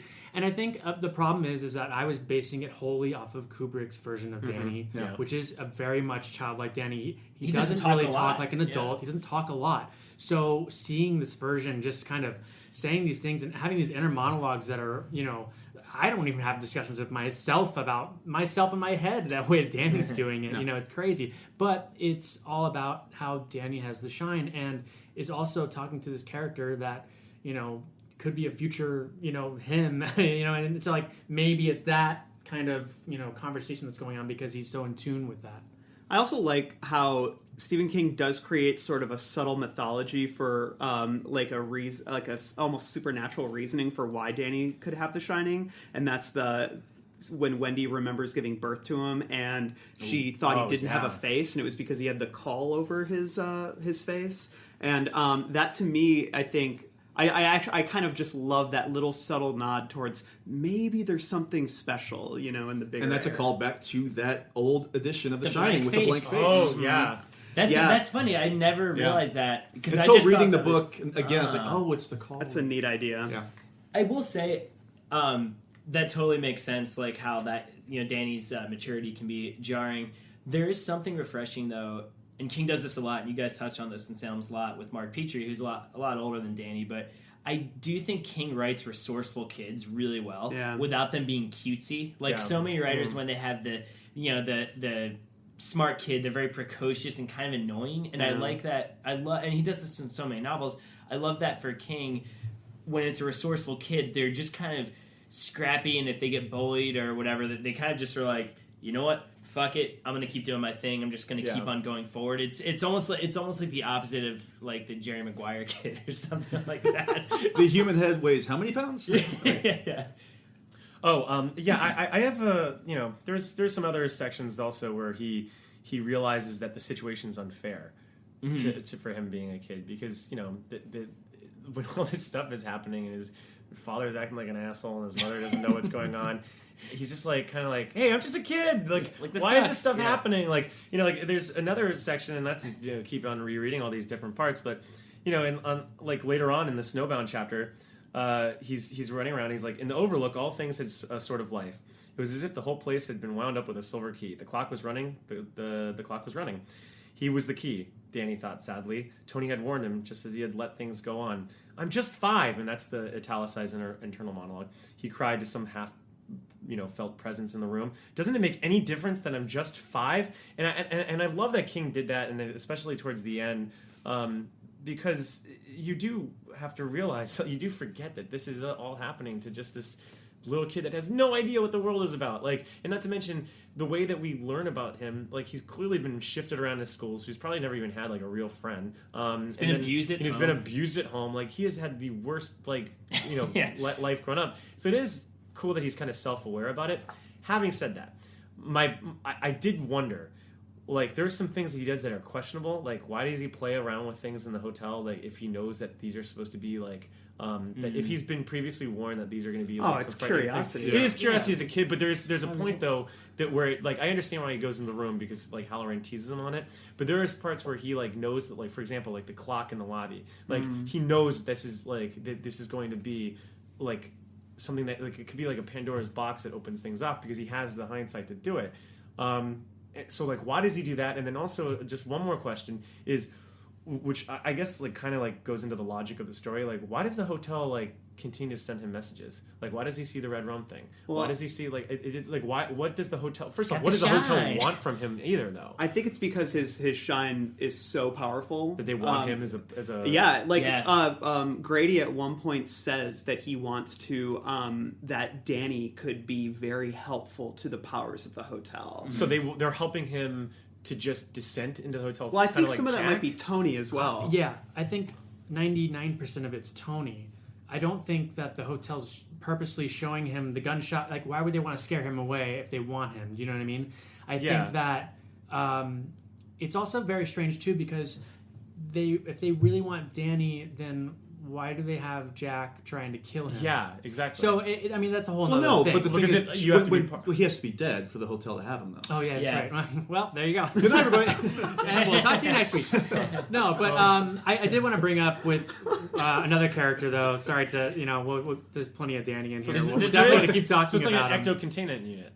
Yeah, basically it is. There's the point where we lose all the listeners. Like, man, they didn't even get the shot. Yeah, exactly. No, but Sorry, I think it's Danny. an honest question because because even he says though that Tony's gone at some point. Like he tells Wendy that he's like, oh no, Tony like left. Like well, I think he's got a rucksack. He's jumped ship. He's going back to I Maine. think the more that he stays at the hotel, the more the hotel is aware of Danny and Danny's presence is that they start making it harder for him to communicate with Tony, which is how I looked at it. Yeah, is actually correct as well. That's right. I think another really interesting character for me was absolutely Wendy. Yeah, we haven't talked much about her. Yeah, because the televised version and the film version of her is very kind of a singular note.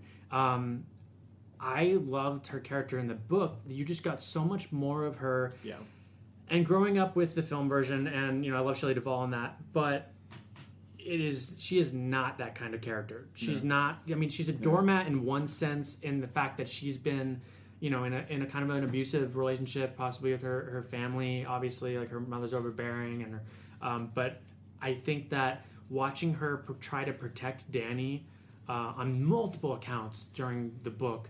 I had Shelley Duvall in my head when I was reading it, and then I slowly kept thinking more and more of the Rebecca De Mornay performance because I just feel like it's definitely a stronger person. I mean, they're going after Jack and throwing him into that, the locker, the freezer, and she's carrying a knife and she's very protective of him the whole time, and constantly is bringing up like, hey, if you do one more thing, we're gone. Yeah, and I think that she would leave if he did do something like that, And that there's something to be said about, once again, use that word, the cyclical nature of abuse, because, and I know doormat, I brought that word up, and I know that could be insulting somewhat, but there's something to be said for, like Max said, abuse does have this way of giving you Stockholm syndrome and making you not see that it's there and making you stay, but at a certain point, she does, the threshold gets crossed for her. She does want to leave him, and I mean, there are people who stay with their partners their entire lives and never realize that, and they're not, and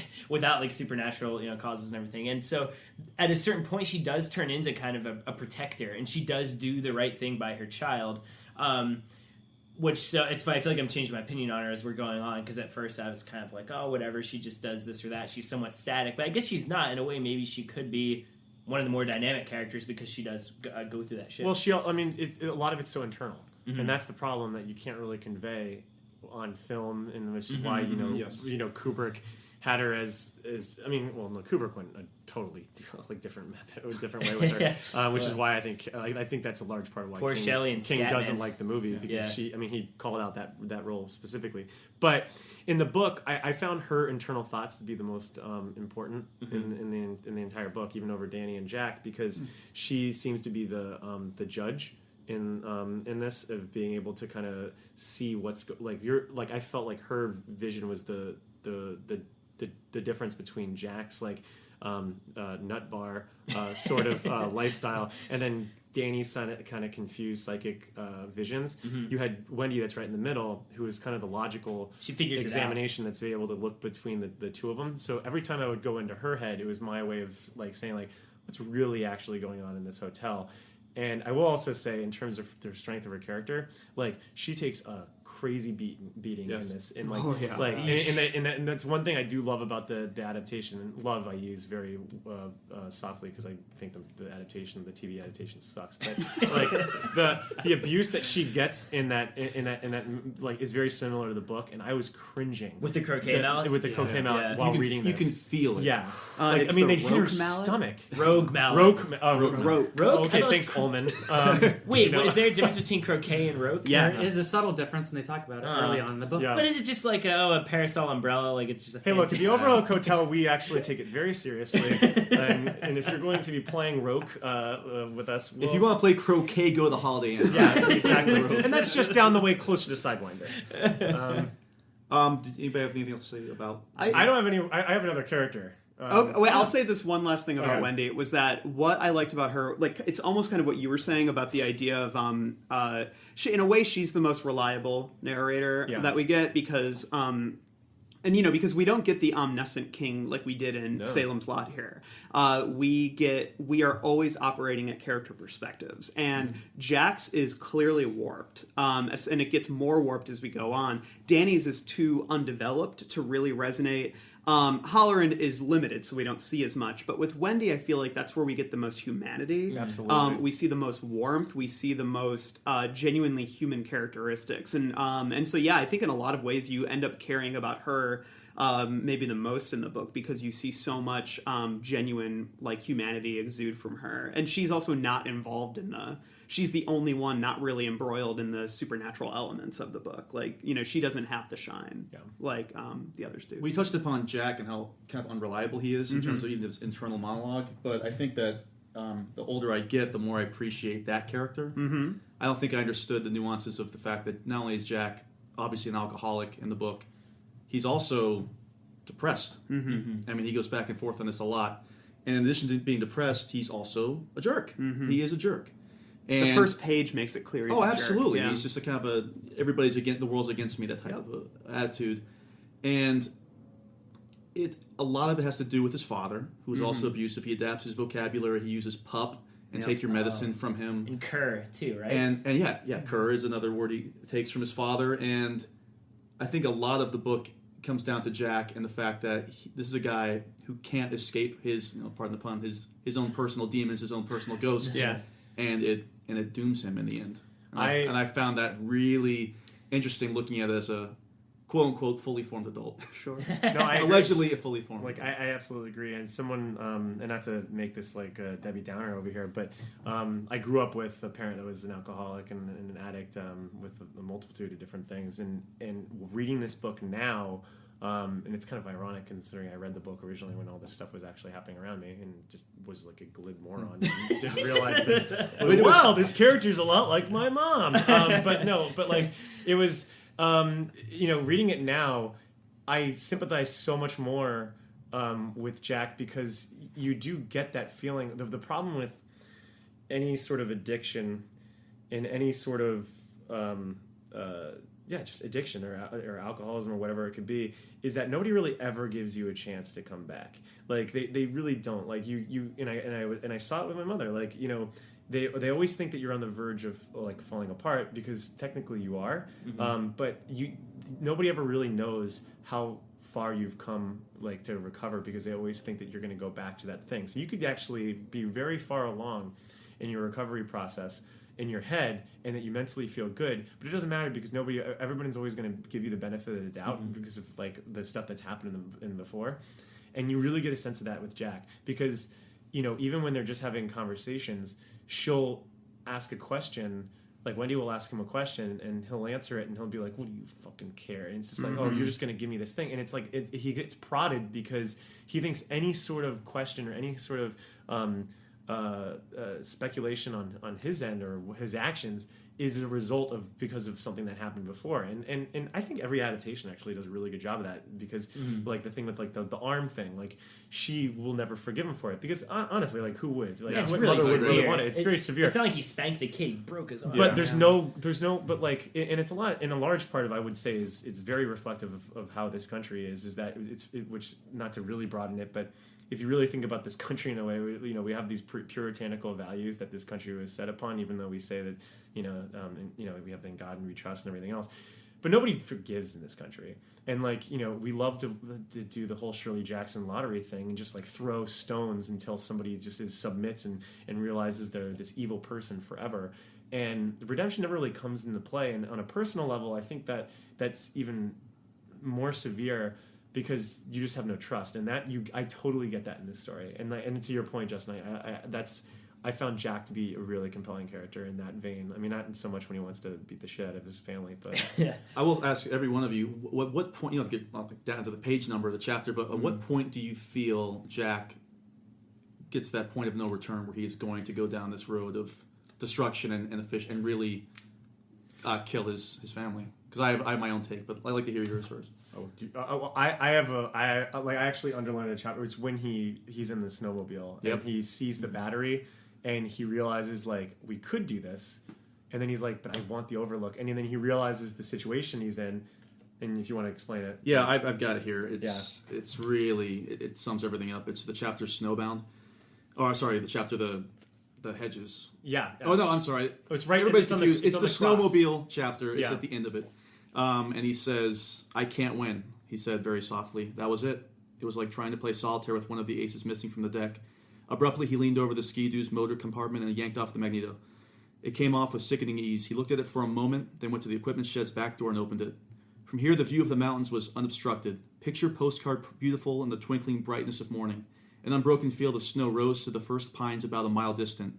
He flung the magneto as far out into the snow as he could. It went much further than it should have. There was a light puff of snow when it fell. The light breeze carried the snow granules away to fresh resting places. Disperse there, I say. There's nothing to see. It's all over. Disperse. He felt at peace. He stood in the doorway for a long time, breathing the good mountain air. And then he closed it firmly and went back out the other door to tell Wendy they would be staying. On the way, he stopped and had a snowball fight with Danny. It's just that's so that for me, and that is a great. good 2/3 of the way into the story, but until I feel like he broke there. Yeah, and for me, that was also the moment. Yeah, I mean, but the thing I thought was very interesting was that there's not really a clear-cut moment in either adaptation that happens. Right. But when I got to that point in the book, I was like, oh, well, here it is. Yeah. And it's very so clear simple too. Yeah, and it's not even scary or frightening. It's tragic. That adds a whole other layer to the book that you don't get. It's just that last detail is so good. I'll also say that I definitely agree with you, but I think that he also crosses a threshold when he takes his first drink from Grady at the bar, like when he's there with and I love that scene. Like rereading that was one of the sections that struck me most was when he when he sits at the bar and feels people watching him, and then realizes that all the booths are filled with the people in the masks, and the woman from the tub is sitting next to him, and suddenly her breasts are like just hanging out, and it's like such an unsettling scene. But I still feel like maybe he could have walked away at that point. Maybe he could have gone and put the battery back into the snowmobile. But that moment that he takes the drink, because he contemplates it for a second, and the way that King writes the sensation of tasting that drink after he's been off it for so long is like there's something really sinister about it. Who could blame him though? Lloyd rules. Oh yeah, he takes the drink from Lloyd, not Grady. Talking about putting the battery back into the snowmobile, I love the ending per se, just because it gets a little explosive. I mean, pun very much intended, but I do love that in the book, and this doesn't even happen in the ABC or NBC miniseries that they did. Jack is able to have a moment of coherence where he is able to like kind of come out of it for a second and at least save his family. You know. Now, what I really like about how they portray this in the book is that it's not like a full on transformation. It's not like he suddenly realizes like, oh my God, I've been horrible, and then he's good until the moment he kills himself, essentially.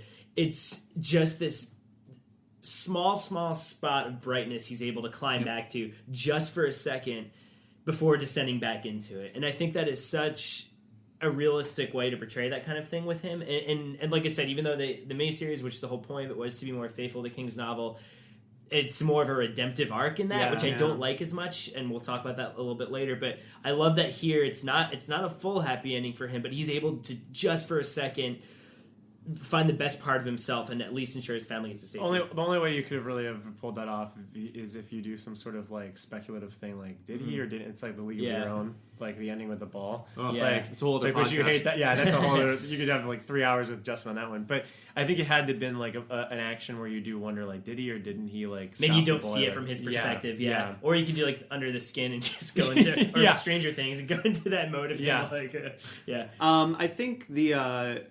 I think that's a good summation of Jack. Is there any other characters we want to touch on before we move on? I have one, and Mike has one. I got one that's great. That I called him Exposition Watson, in which he came on board to give you a nice little tour of the hotel and also be the biggest asshole in the world. This guy is just Stephen King's way of being like, oh yeah. I should have saved these for Pound Cake, but because we're talking about characters and they are all specifically Watson, I have to bring him up here. Now this guy, I just imagine like that guy that's in I can't remember the name. He's actually in the 1122 miniseries, but he's in a lot of like Adam Sandler movies he's also in I can't remember his name, but he plays the guy that basically is the catalyst for 1122. In Chris Cooper? No, not him. It's the guy that Jake Epping's teaching. Anyway, I can't remember his name. He's in a ton of. He's a character actor, but I just picture this guy. Basically, looks like a guy like walked out of like a mop bucket or whatever. But he walks around and drops all these things about the boiler and all the ghosts and whatever. But like. Here's some quotes. This is how he describes the outside weather in the Overlook. When it whoops, those rooms get as cold and as frigid as a woman with an ice cube up her works. Good God. Was that page 2? That's like page 2. Yeah, it's like 5 or 6 pages into this book. And then on College Fellas, say, you really are a college fellow, aren't you? Talk just like a book. I admire that. As long as the fellow ain't one of those fairy boys. Lots of them are. You stirred up all those college riots a few years ago. The homosexuals, that's who. They get frustrated and have to cut loose. Coming out of the closet, they call it. Holy shit. I don't know what the world's coming to. What a dick. He doesn't stop. He doesn't Can stop. you imagine if you're talking to someone like I know. that? It's like, so where's the boiler? Yeah, exactly. And Jackie's just like, yeah. And then here's another one. On the woman that Ullman had to fire, he's like, here's this woman, must be 60 fucking years old, my age, and her hair's dyed just as red as a horse stoplight, tits sagging just about down her belly button on account of she ain't wearing no brassy ear, big varicose veins all up and down her legs so they look like a couple of goddamn road maps, the jewels dripping off her neck and her arms hanging out of her ears. It's like, get this guy Rob out of Zombie. here. It's like Rob Zombie. Yeah, it is. Oh, it is. It is a total Rob Zombie character. Oh my god! But yeah, you're thinking of the actor Leon Rippey. Leon Rippey, who was in Maximum Overdrive and Firestarter as well. Who's he playing Maximum Overdrive? Probably some. He plays one of the trucks. Yeah. You remember the Green Goblin truck? He's that Green Goblin truck. The other character that I'd like to point out that I actually find quite interesting is Al Shockley, who we never even really meet in person outside of memory. But I think that his journey with Jack through alcoholism is really interesting, and it seems to me clearly based on a real person that King was probably drying out with. But I think the moment that I found very striking was. It's that idea of your whole relationship is based around drinking, right? Mm-hmm. These two characters. And then once they're on the other end of that, the relationship has taken on this new air. And when they're on the phone and Al is like, you know what? I'm actually kind of coming to enjoy sober life. And then Jack just cuts him off and he's like, we'll talk later. Like he doesn't want to hear that because he's struggling so hard and he's, obviously losing his mind and struggling with his family, and then this guy that he went through hell with is like, everything's going great for me.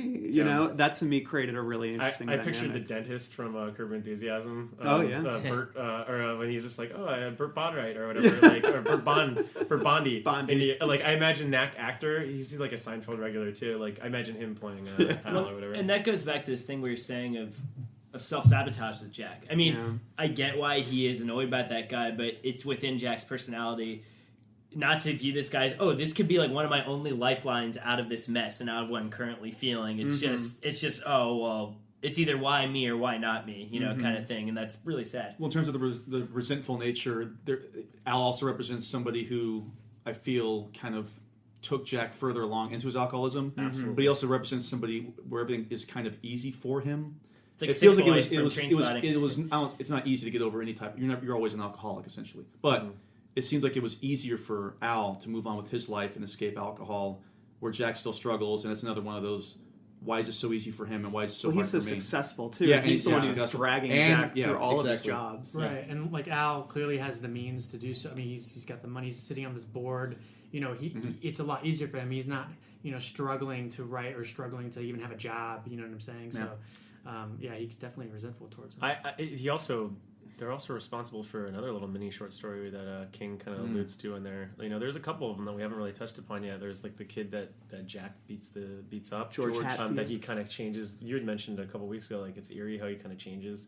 That story with the student changes. Well, yeah, the story essentially, how they have the kid saying that Jack set his timer, his Ford, to cut him off during his debate, and when we're reading it, we just think the kid's being a jerk, but as the book goes on, we realize no, Jack actually did kind of sabotage this kid. Yeah, and you kind of learn a little bit more about Jack through that too. And with Al's short story, and he also beats the shit out of him. He beats the shit out of him, which I probably would have beat the shit out of that kid. To be fair, I would have beat the shit out of that kid. Like he slashed his tires. Here's a question though: you're dead, kids. Did Al and Jack run over someone? That's a great question. I like love how that. open-ended that is. Yeah, the story about they go out drinking one night and then they run over a tricycle or a bike in the road, and then they look around everywhere for a body, but the question of why, and then they never find one. But the question is, why was that bike in the middle of the road? And that to me is such an eerie, horrifying moment. And like they come out of their. That's when they resolve to get clean. Is right after that. Yeah. And I think that's perfect because for me, I didn't want to know whether there was a child, and I didn't. I felt like, well, that's not the point. The point is they were drinking, and whether or not they had too much, or maybe they drank and then they got in and they had like a beer. I just felt like for them, the fact that they couldn't recognize or resolve whether or not there was a child was scary enough for them to stop drinking. And I think that. Well, is there a detail where they talk about there's like I could have sworn that like Jack has like a sudden jab of thought of like, was there blood? Or like, I think there is a moment later on where he starts to question various details about the story and ask whether or not he's hiding certain things. And I think it's just sort of a natural, when there's some kind of ambiguous tragedy, you're always replaying it in your head. There's also a really brief moment during that where he's questioning the bike, where he's questioning what happened with George, where he thinks for a second, and they never allude to it again, that maybe all the wasps weren't dead in the wasp nest when he left in Danny's room. Yep. And I thought, and that's where I think it plays with those psychological details in really interesting, ambiguous ways. Then you wonder, is it just all in his head, or is it the actual hotel that's doing because it? Again, he's unreliable. He's crazy at this point, but maybe. Who knows? Yeah. On that note, I think it's time we take a left turn into the cemetery. What's the bottom of the truth? Well, sometimes that is better. The person you put up there ain't the person that comes back. It may look like that person, but it ain't that person. Because whatever lives in the ground beyond that cemetery ain't human at all. The cemetery is where we like to talk about some of the spookiest moments, the moments that really climbed under our skin, the things that did what King does best, which is keep you up at night. I will start. There is a scene that I had I only remembered very vaguely, that when I revisited the book, it gave me even more chills because it actually manifests in a way that I don't remember. And that's when Danny goes out to the playground pretty late in the book, and the concrete rings that you climb through are buried under snow, but he climbs in one anyways, and then there's this combination of claustrophobia from being trapped in there when there's snow on either end, and then the darkness of being inside it when it is somewhat submerged, and also the idea that he's not alone in there, and the creeping sense that he's not alone. And I guess what's so scary about this moment to me is that I've had that feeling when I've been in dark claustrophobic places where I feel as if I'm not alone or something is in there with me. It's a fear from my childhood that I always had. What's so horrifying is that when Danny climbs out and looks behind him and looks back at the concrete ring, he actually sees something, and he can't even really articulate what it was. But I have this section, I'm going to read it. Yeah. This is by far, to me, the scariest moment. Yeah. He stood up and stared back at the concrete ring, almost completely submerged in the snow, and what he saw at the end he had exited from froze his heart. There was a circular patch of darkness at the end of it, a fold of shadow that marked the hole he dug to get down inside. Now, in spite of the snow dazzle, he thought he could see something there, something moving. A hand, the waving hand of some desperately unhappy child, waving hand, pleading hand, drowning hand. And then, in italics, a voice that is clearly whatever that thing is, speaks in his head. Save me. Oh, please save me. If you can't save me, at least come play with me forever and forever and forever.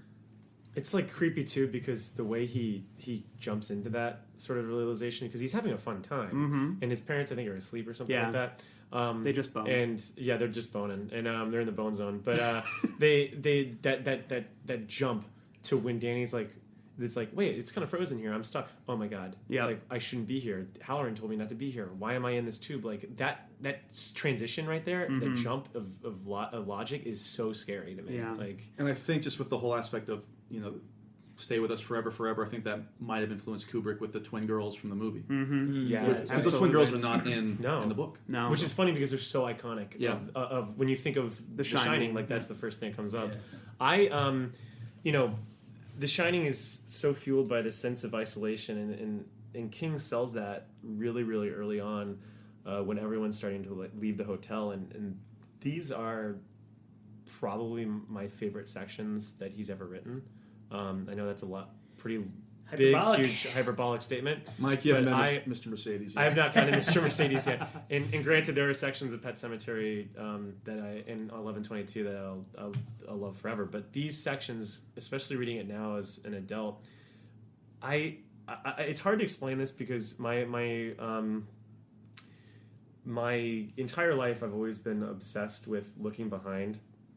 Whenever I'm walking away from somebody, it's like this obsession of mine of just like always seeing how far everyone has gone. Like sometimes when we leave or whatever, I'll look behind and see how far you've gone down the street, or like just to see how far. Been like, oh, how much time has passed, or like and I'll keep watching. I'll see like how far the distance has been, and I don't know. It's just something that's been stuck with me ever since I was little. And reading these sections and seeing the slow trickle down effect of like everyone leaving, because when the Hallorans not the Hallorans, when the Torrances first get to the Overlook Hotel, it's pretty barren, but there's still people there. Like there's like a bunch of maids that are waiting for their ride. Yeah. There's some guests, the last minute guests with the credit card machine that's having a problem. There's Ullman, there's Watson, our favorite. There's Halloran there, so it still feels like there's life. And the way that King slowly takes those away. You don't really see the maids leave. When they come back in the lobby, they're gone. And then it's finally just Halloran and then Watson and Ullman. The way he writes these things, and I'm going to read a few of them, especially like so when Halloran leaves, King writes, and this is in Halloran's perspective. Abruptly, he started the car and put it in gear and drove away, trying not to look back. And of course he did. And of course the porch was empty. They had gone back inside. It was as if the Overlook had swallowed them. And this is before everyone's even left yet. And then they get into one of the first instances where the Torrances realize what kind of situations that they're getting in. And first is Danny. And he says, It's from his point of view, and this is when Watson leaves, and I'm sure everyone was happy when he left. But still, it's still scary because there's one less person there, and now it's just Ullman. King writes, his truck disappeared over the brow of the hill, and then reappeared, smaller, on the main road, heading west. For a moment, Danny felt more lonely than he ever had in his entire life. And like, again, it's like these like little, like, you know, burns at the end, like these little, like, kind of leads at the end that just kind of singe you. And finally, when Ullman's there, and this is a guy that nobody really wants to be around, but it's still such a ring, like like an inner tube to hold on to, because it's like, well, there's somebody else that's here still, so it feels like it's just a normal place. This is just unbelievable writing. This is at the very end of the front porch, which is just a great chapter, and I'll keep rereading this over and over again throughout my life. Again, all hyperbolic, but this just really touched me, like, in terms of, like, creeping me out. But it's just the whole family there in the front, and Ullman is kind of taking his time to leave, like, so, because, like, Ullman's kind of, like, sad to, in a weird way, because he feels sympathetic toward Jack, towards them, but then he also loves this place, so it's like this weird thing where he's kind of biding time, and they're just kind of waiting around, like, well, we got to start this up. But it's right here. So they watched until the car was out of sight, headed down the eastern slope. When it was gone, the three of them looked at each other for a silent, almost frightened moment. They were alone. Aspen leaves whirled and skittered in aimless packs across the lawn that was now neatly mowed, intended for no guest's eyes. There was no one to see the autumn leaves steal across the grass but the three of them. It gave Jack a curious shrinking feeling, as if his life force had dwindled to a mere spark, while the hotel and the grounds had suddenly doubled in size and become sinister, dwarfing them with a sullen, intimate power. Then Wendy said, "Look at you, Doc. Your nose is running like a fire hose. Let's get inside." And they did, closing the door firmly behind them against the restless whine of the wind. And that, just reading that, and there are some scary parts in that book, but that is the best. That is the best way. I mean, just like how he sells that book in that chapter, like, you get that feeling of what they are feeling. No, and I agree with you, and I think it's the perfect setup for them getting there. I also love that too, just seeing everybody slowly leave, because you don't really get that in any of the adaptations. No. And it was something I think that they really sorely missed out on. Absolutely. Because for me, that was huge. Well, you don't only get the sense that they're alone, but as the reader, now you're thinking to yourself, oh, now we're all alone here. Yes. And this is where we're going to be for the next, until the end, pretty much. And it's a beautiful scenery. With few exceptions. Like, and that's what's so weird. It's like, I'm a huge, big fan of juxtaposition, and that juxtaposition of having this gorgeous autumn air in a scenic, really beautiful scenery is so eerie to me. Like, well, yeah, because, I mean, most haunted house novels or books, or movies, they're always these creaky old gray mansions, dilapidated mansions. And this is a beautiful, well-kept hotel in a beautiful area of the United States, and it doesn't matter. Yeah. Which I think is really effective. For me, this kind of dates back to what we were talking about, Salem's Lot, when the Mike Ryerson character is upstairs from Matt, and Matt hears what's happening with the window opening, and you don't see anything, but you hear everything. And actually, I was going to talk about another section of The Hedges with Jack's encounter with the topiary animals, and the fear of hearing and knowing something's approaching, but you can never quite catch it happening.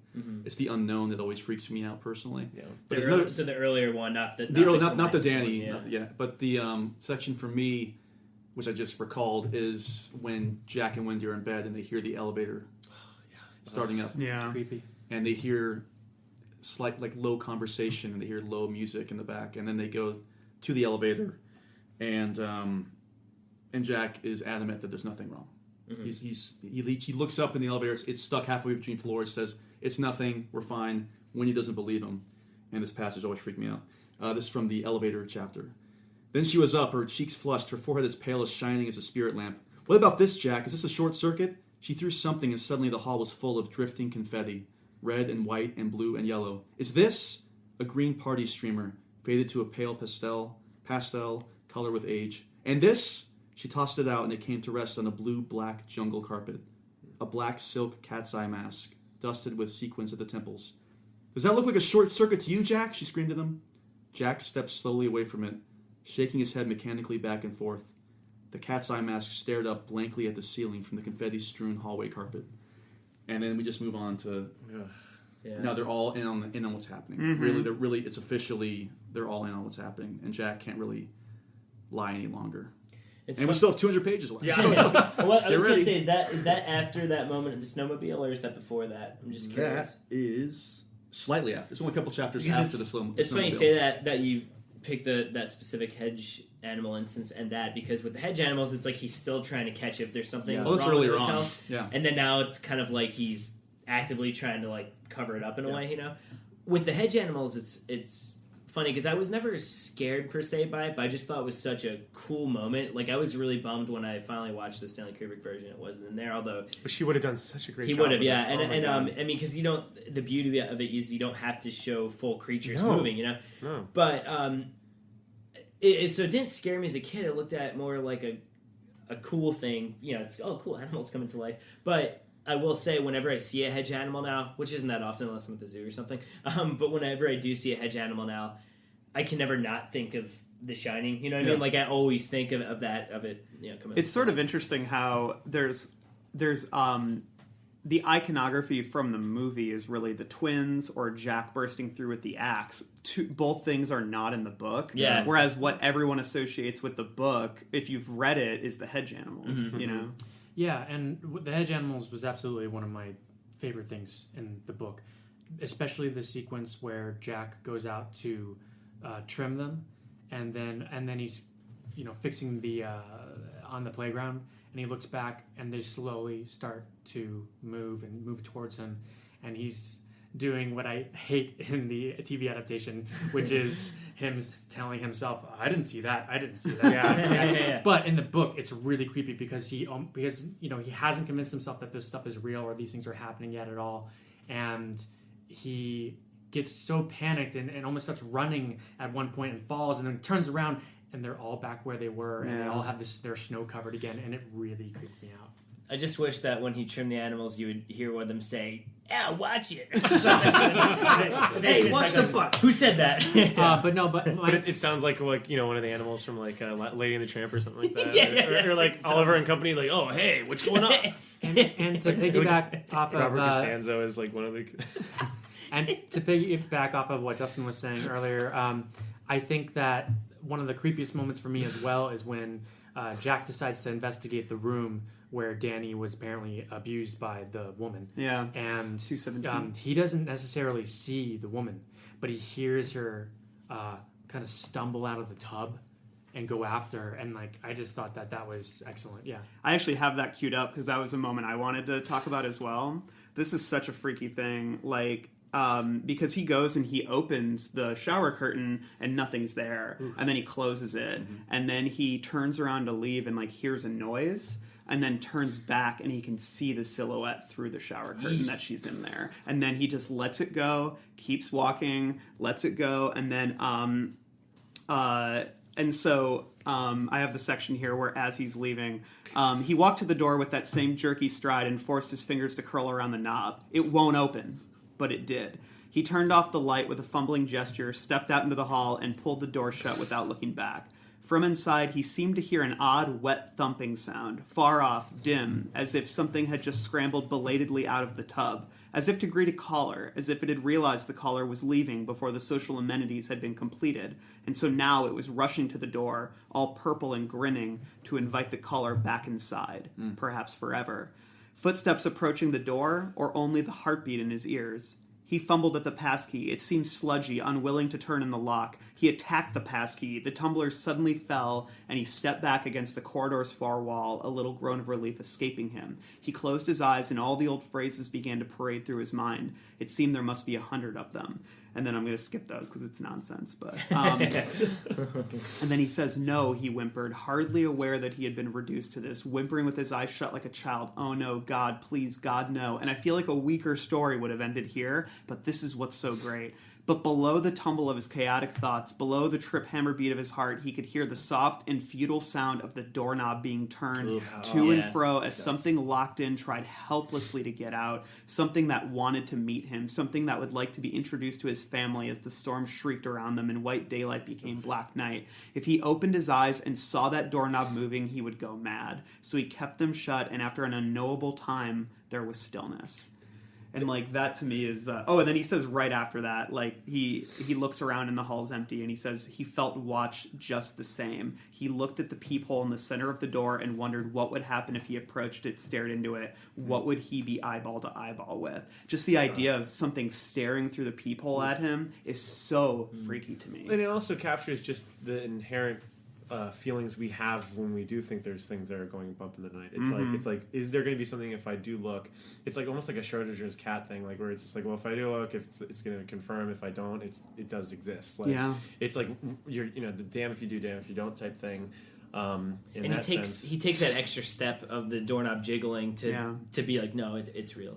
Sound is such it's weird for this being. I mean, it's a book, but sound is so important in this story that I found myself, like, when they're talking about how, like, the footsteps were running toward the door when he closes it, like, I would be reading it and be like to try to, like, understand what that noise would be, because it's, like, you do, like that feeling of what we don't see in this book is so good, and that is, like, the best section for summing that up. Another moment that I love in the adaptations, but I loved even more in the book, is when, Jack's coming after Wendy, and all of a sudden it says the door to one of the rooms jerked open, and a man with a green ghoul mask, not a dog mask, a green ghoul mask popped out. Great party, isn't it? He screamed into her face and pulled the wax string of a party favor. Yeah. It's almost at that point they're like having fun with scaring the hell out of her, knowing that like she's almost at her end. Kubrick's version does that. Yeah, but I almost wish he was wearing it. In the movie, he's got, like, blood running from his head, and I think the ghoul mask is scary. I'm just imagining somebody just ripping open the door and then just slamming, and that's it. I thought you guys said Gould mask, because Elliot Gould is in the miniseries. Well, Elliot Gould... We'll talk about the miniseries later. There's also a moment when Danny is at the presidential suite, I remember, near the end of the book, and the door opens, and there's a woman who comes out, and she says, "Hey, would you like to tango?" And that actually points to... when we're talking about scares, the one thing that drives me a little crazy but is still kind of effective is that Stephen King does a lot, is that he makes his ghosts seem to delight in scaring people. And I think that works sometimes, like you're saying, at the end when they're all coming out, because I think they are. But the idea that ghosts are always grinning or saying things like cracking wise and like saying things like, "You want a tango?" or like, in the stand, it's like, "Come eat chicken with me, sweetheart." It's just like, it's like those are such weird. I love that. I know, I kind of do. That's the so thing. Weird. I still kind of like he's dying. He's a dying sick man. I know. He's not a ghost. There's no ghost. That makes sense. But I guess like it's like the wacky ghost, and that's what the miniseries is. We'll talk about, but it's like so guilty of is the ghost cracking wise. I think the cracking wise things drives me nuts for sure. But I think he gets away with it because of the randomness of it sometimes. Yeah. But again, I think what we can gather from a lot of our scares here is the stuff that we don't see. Yeah. And I think that's the best part about this book is what's inferred. Like, even when Halloran's reflecting on stuff, there's that great part at the end of, towards the end of the book. It's like, I think like in the late 400s, he starts going through all the different things that he would remember. From like even the suspicions about the hedge animals, and he'd talk about how other guests at the hotel had been reporting stuff. How like the children didn't like going to the topiary, and like they didn't like going to the playground, and how he would pick up on these type of things. And one of my, again, and I call them like little short stories, but I just see it as that. I see it as King coming up with these type of scares and figuring out how am I going to put this in the book, and he does that really well in this, and just having little glimpses. But the one that really creeps me out, and it's very similar to Danny in the Tube, is when Halloran's up in the attic and the lights just go out, and he describes it as like evils kind of like coming from the wood up there, and it's like there's something that's manifested there. He doesn't see it, but he's just like, I got to get out of here. And then he leaves, and then what's really creepy is that like later on, I mean, he leaves the door open for the attic, knowing full well that Ullman's gonna be like angry about it. But then Ullman says like, "Oh, you left all the lights on up in the attic too," even though they all went off and stuff when he was up there. And again, it's like we don't know what was up there. We don't really know what was in the tube, other than being inferred that it was like a kid that was probably in there. And it's just you don't know, and like it goes into what Justin's saying, like the unknown is like the most terrifying thing, and the randomness of it coupled with that is just why this book is so goddamn terrifying.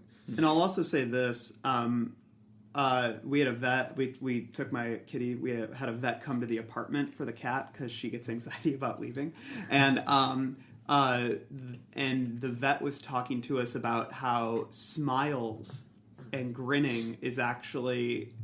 Humans are the only species that does that to greet each other. Yeah. Smiling to all other species is a very foreign, strange thing. And that made me sort of reinterpret my idea of grinning ghosts and stuff like that, because I think the point is that it does resonate as different when it is manifesting in a different species. And I almost feel like the less human looking the monster is or whatever, then the scarier the grin can be. Yeah. It's like, because grins can be such a cheap form of scare where it's like clown grins, you know? But I think if you play with that idea that to non-humans, smiling is actually a threat, a weird threat, like a weird unsettling gesture, it freaks me out. Any other scary moments we want to touch on? There's plenty, but I feel like we've hit some of the. I mean, we got ones. the 217 because you mentioned that before. That's Did we talk about the dog man? Dog man is before. very spooky. Oh yeah, with that One, like. Randall talking about animals smiling. I just think that hedge animal should go. Age. Oh man, I'm dying over here. Just that like, watch it, pal. Like almost like the guy that's in like when Kevin's walking around in Home Alone 2. Yeah, just like, hey, he starts laughing at him or whatever. On that note, I think it's time to move to the sillier side of things. I think it's time to serve up a little dish of pound cake. After all you've been taught, everyone in bad, Mama. Everything in the sin. Come to your closet and pray. Ask to be forgiven. He's a nice boy, Mom. You like him. You really like him, Mama. Pound Cake is a little section where we like to poke fun at some of Stephen King's lewder, bluer, and sometimes depressing. Sometimes a little depressing pokes at sex, but it's kind of just expanded to touch on bodily functions or anything that King writes with a certain relish that is just a little bit weird. To quote the tagline for 1994's The Mask, King likes to get a little lean, green, and mean.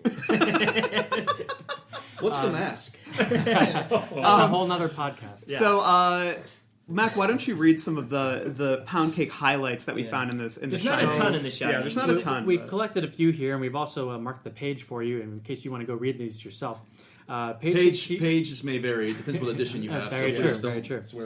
So the first one here is, she smiled a little in the darkness, his seeds still trickling with slow warmth from between her slightly parted thighs, and her smile was both rueful and pleased, because the phrase "her man" summoned up 100 feelings.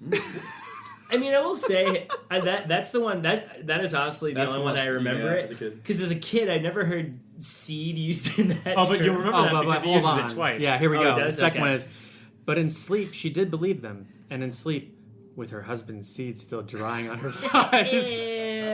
Come on. What was the first? Where was the how far apart were those? 15 pages. About 15 pages, because there's a whole section of them when they do stuff together. It's seed time. I'm almost I'm wondering if he surprised. just forgot and he was just sitting there, just like he was like, "Oh God, I gotta get my seed out." But I'm always surprised like they don't have a scene where she wakes up and like, oh, his seed encrusted on her thigh. Oh God, Jesus! What else do we got? We've got the hem of the dress stopped a modest 2 inches above the knee, but you didn't have to see more to know they were good legs. A lot of times with to be fair, sometimes you don't need to know anymore. A lot of times with his when he talks about the physical features of a man or a woman, he goes into second person, and he did this with Jehoobies also last week. It's that you've ever clapped an eye to. Like, am I right, constant reader? Like he's nudging him. He always does that when talking about like dresses or shirts. It's like he's sitting at a bar and he like turns around and he's just like. And as gross as this next one is, I thought it was actually kind of violent and one of the more scary moments of Jack's like thought process. Yeah. He says she was totally excited now, leaning over him, her breasts tumbling out of her shirt. He has a sudden impulse to seize one and twist it until she shrieked. Maybe that would teach her to shut up. Yeah, that's just like freaky. Jack's a jerk. Yeah. There's a callback to that in Lizzie's story. Oh, is it really? How so? Or is that for King's Dominion? That's for 2019. I don't think it's a direct. I don't think it's like part of the King universe. King universe. It's like the way that Jack Another one here that you're going to have to take. It just said that there was a random sex scene as they discuss the Overlook escaping. The Overlook. You can talk about I can talk about that. You move on to the next one. Okay. We've got George Hatfield in tub, stabbed. It said, his penis floated limply like kelp. Yeah, that's actually kind of unsettling. I kind of like that's that. some good writing right there. I hate kelp. Another one here is, her dress was full skirted, but he could feel her thighs against his legs from time to time, and had become more and more sure that she was smooth and powdered naked under her dress. I mean, again, Powdered. he's sitting up there alone in that house in Maine. Isn't a cupboard? Doesn't he? Oh, no, that's after his car accident. He started writing in like the cupboard because he couldn't get to his room. And then we've got another great one with Halloran here. Halloran's testicles turned into 2 small wrinkled sacks filled with shaved ice. His guts seemed to have transformed into a large mass of silly putty. Yeah, mine would too if that was going on downstairs. I will say, I'll give the same reaction reading that. Do you think it's because he's a guy? I feel like he actually does describe male genitalia in a way that's kind of realistic and unsettling. Well, the limp penis floating on. You guys have been in bathtubs, like you're just floating up. Like, I'm just like sitting there with a novel. You know? That's actually how I read The Shining. In all seriousness, there seems to be something when he talks about women. There seems to be something a little just more dirty old man about Alien. it. Well, he's obsessed with breasts. Yeah, I mean, Dan, I don't know what you're talking about. the part that is so crazy to me is like, it's after Danny has been attacked in room 217, and they're literally talking about whether or not they're going to leave. Like, Jack just doesn't want to talk about it anymore, so he starts, like, rubbing her boobs and pulling them out and sucking on them as she's talking. But, like, what drives me crazy, and I'm like, give Wendy more credit, she completely abandons these very serious discussions because Jack is so good at playing with her boobs. Yeah. King is really big into, and maybe there's something to be said for this, he's very big into the crisis leading to sex thing. He does it in The Raft, he does it in The Mist, he does it here. It just always seems like a foolproof plan. Yeah, like, here exactly. we go. And that being said, I think we definitely isolated some more pound cake individual moments than usual. To be fair, though, given how long the book is, I'd say it's a fairly tame novel for Pound Cake. There's definitely imagery that's creepy surrounding, like we saw penises and breasts, that like seeing the woman and everything like that. But as far as actual sex scenes go and how ridiculous they are, it's like nothing compared to something like It later on, or Salem's Lot, Gerald's Game, especially. I don't even know how we're going to tackle that scene in It. Yeah. Oh gosh. Yeah. You constant listeners, I think you'll know what scene we're talking about. It's going to be a little bit. I hope we don't get arrested. It's the Losers Club special. Yeah. It's our namesake. We're gonna have a whole special section for it. Yeah. I think it's time to put down our forks. Let that pound cake digest a little, and move on to the greater breadth of King's Dominion. There's another world out there. I know there is. So this is where we like to tie in books to the larger universe of Stephen King. As we know, many of his books are connected, and I think that The Shining has some sort of curious connections to other books in there. There's one I'll say for last, which I don't think anybody... Well, have you read The Talisman? Yeah. Oh yeah, you've read The Talisman. There is a little allusion to a character in The Shining, which I did not know about until I did some research. Well, tell them. Well, hey, let me tell you now. From The Talisman, here's a little excerpt. This is from the what's the name of that school? The Sunshine Academy, or whatever it is. For the Breakers, or for No, where he is? Where he is. Where he is. Talisman. It's something really happy sounding. Yeah, but it's obviously happy sounding. isn't happy. Not necessarily. Don't worry about it, folks. You can read The Talisman. Anyway, the line is this. In the headmaster's office, Mr. Duffrey had been discussing the expulsion of a boy named George Hatfield for cheating with his furious and rich father. Wow. When the bells began to jingle out their unscheduled little tune. That's the only reference never where I thought, pick that up. so that kid still is a troublemaker no matter where he went. I thought that was Bad little boy. neat. One thing I picked up on, and I couldn't tell because I cannot remember in Salem's Lot or Carrie, is this the first appearance of 19? Because there are 19 steps on page 583. Like, Wendy makes a deliberate, mention of the 19 steps. Also weighs the that book. she has to get up on the room thing. 217 or 237? 217, which is equals 19, obviously, yeah. So I'm wondering if the it just seems weird that like that he would call to attention to the 19 steps. Well, I think there are two things, and maybe he's been interviewed about this, so apologies if he has, and this is redundant information, but it could be the thing that he introduced the number 19, the Dark Tower, later on because he just happened to notice it popping up in his work, and he said, "Oh, I'll make a thing out of it." Or is it a thing where I definitely don't think it's a coincidence that 217 and the 19 steps are connected. Is it a thing where I have a hard time believing that was his master plan from the beginning, but there's something kind of cool about that number popping up so frequently. I do think that it's interesting too that we have Carrie being telekinetic, and then not 2 books later we have Danny, another telekinetic telepathic. Excuse me. Clairvoyant, telepathic. That's the thing about The Shining is it's sort of this weird fusion. Yeah, I don't know if there were many other references to any of the other books. Did you guys have any? Well, I have some. It's the idea that okay. There is. Yeah, like there's a. I mean, you got one of you can do the Halloran thing, but I have a theory that again it goes to the Ellie Creed thing. Like, I think that like his characters are very linked, and the telepathic characters are all linked. They're somehow. breakers, kind of. Like Charlie from the Firestarter, the Johnny from the Dead Zone, even to an extent. Although I think it's more biblical, John Coffey, like in a weird way, because he knows all the secrets and such too. But I feel like Danny, obviously like Carrie's is the start of it with in terms of being telekinetic. But I don't think Carrie is able to really kind of infer. No, that's more telekinesis. That's just more telekinesis. Because telekinesis is where you move things with your mind or cause things with your mind. Telepathy is reading minds. Yeah.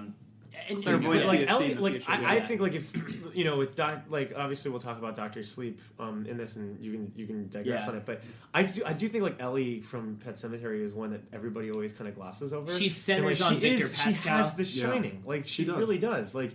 And so I'm wondering, like, I've always thought, like, King should absolutely revisit her character and have him, maybe she gets together with Danny or something. But they go on a cool adventure together. Well, there's something to be said for Ellie. I mean, she's really the only survivor in Pet Sematary from that family, and Danny obviously. I mean, his mom survives, but as we get to in Dr. Sleep, she passes away eventually. Yeah.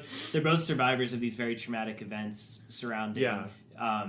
Their families getting destroyed. Well, let's just go ahead and touch upon Dr. Sleep briefly. Because what happens with So Dr. Sleep, we won't stay on this too long, just because we'll have a whole episode about it in the future. But Dr. Sleep is the direct sequel to The Shining. We were talking about this earlier.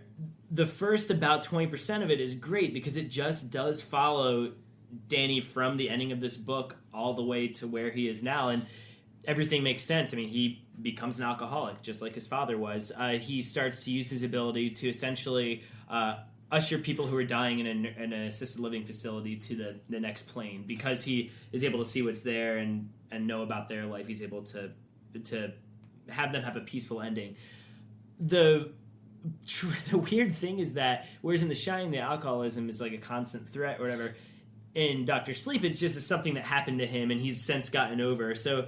And then you find out more about what's happened to Halloran and his mom and everything, and they both die.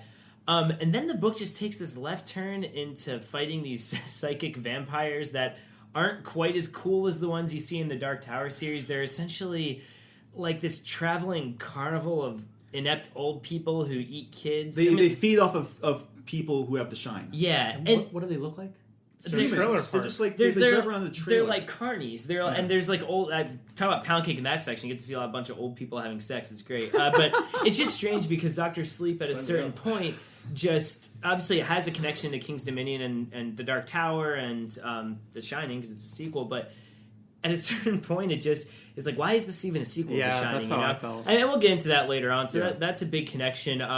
The other one also relating to Halloran. Did you want to talk about the It connection? That'll be It. Yeah, and with Justin. Yeah, we talked about about how well written Mike Hanlon is, and Mike Hanlon is it. I can't remember exactly how they do this. I know it's all in italics. His father. It's about his father and what happened to his father. It was a the Black father, Spot. or no. Mike It's Hanlon's there father. is a sort of speakeasy for The Black Spot. called the Black Spot for soldiers, And wasn't Dick Mike Halloran's it's Mike Hanlon's grandfather, I think, isn't it? No, it should be his father because it takes place in 58. Yeah, so. it's his father. Yeah. Well, long story short, Dick Halloran is a cook in this sequence, and he's in there during the Black Spot when like the KKK or the version of the KKK Yeah, try to blow the place up. Essentially, Pennywise in it awakens every time there's a huge act of violence in the town of Derry, and that is one that happens. And Dick Halloran lives. It is just one of the best parts of that book. Oh, it's great. Yeah, it's great. One of the things that's funny about that is that age-wise, I guess that works out with Halloran, right? Because when was The Shining written? 76? Yeah, so that's 76. And no, 77. That's 77. It's the 40th anniversary. And how old's Halloran? Like in his 60s, I guess? Yeah, I mean, so that would work. Well, yeah. he goes from being in Maine at one point, and then traveling around to different places, going to, then obviously working at the Overlook, going back to Florida, and then he ends up in Maine at the end of this book. Okay, so yeah. he goes back to Maine. And it does make sense. It's funny because sometimes Stephen King will drop other characters into these other books and not really be consistent with the characterization. And that could be explained, obviously, that there are many different worlds and parallel universes, as we learn in The Dark Tower. But for instance, in Doom McKee, the protagonist is named Edgar Fremantle, which is the same name as Abigail Fremantle's dad, I think. Yeah. But he's a white guy, and there's no relation. And I chalk that up to just being the sort of parallel universes. However, when Halloran pops up in it, he is very much like Halloran in this. He's very resourceful.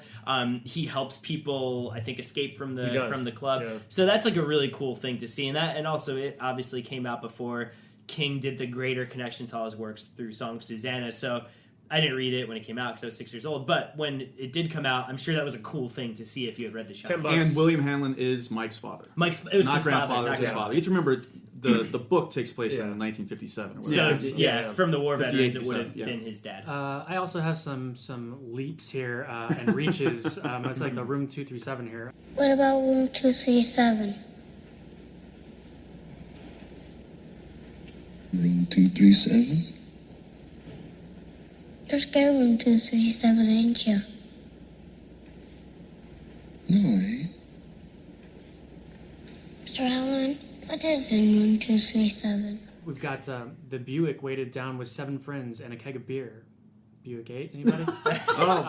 We also this have, does sound like room 237. We've got the Jack and Jill Nursery Schools in Stovington, which is actually more just kind of Center like of Disease we're Control, talking about right? From the stand. They also mention the Mafia Free Zone, Colorado, which I thought was interesting. That's interesting. As some laid groundwork for maybe that idea of The free stand, zone in the stand. And they're both in Well, he was probably putting the lines together for the stand also at that point. And then there was a line here that said they had come back. He had killed them, but they had come back. Sometimes they come back. Huh? Which again, and then he was writing the I did short think story though that there was something else that was really creepy. I wanted to throw in there really quickly was that Danny keeps mentioning that he's afraid of the men in the white coats that are coming to get him next.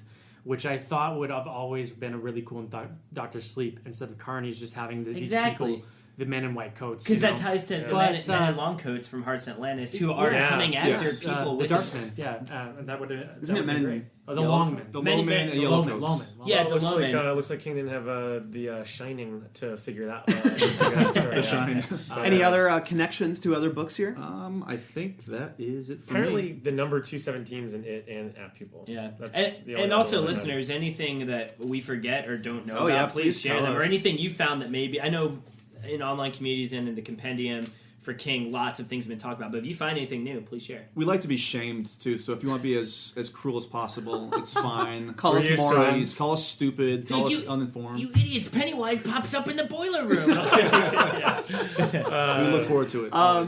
Great. And on that note, I think it's time to jump off the page, since we're already sort of, fluttering somewhere above the pages, and jump into the film reel with our section we like to call Page to Screen. Grab the popcorn. Don't worry, Mom. I know all about cannibalism. I saw it on TV. See? It's okay. You saw it on the television. So, in this discussion, we're going to talk about Stanley Kubrick's The Shining from 1980. Yep. And then the 1997 miniseries done by Mick Garris, and then the film that came out about 3 or 4 years ago called Room 237 by Rodney Asher, which explores the various not really conspiracy theories, just odd theories. Well, maybe a few conspiracy theories. but that are floating around Stanley Kubrick's version of The Shining. So let's start with Kubrick's.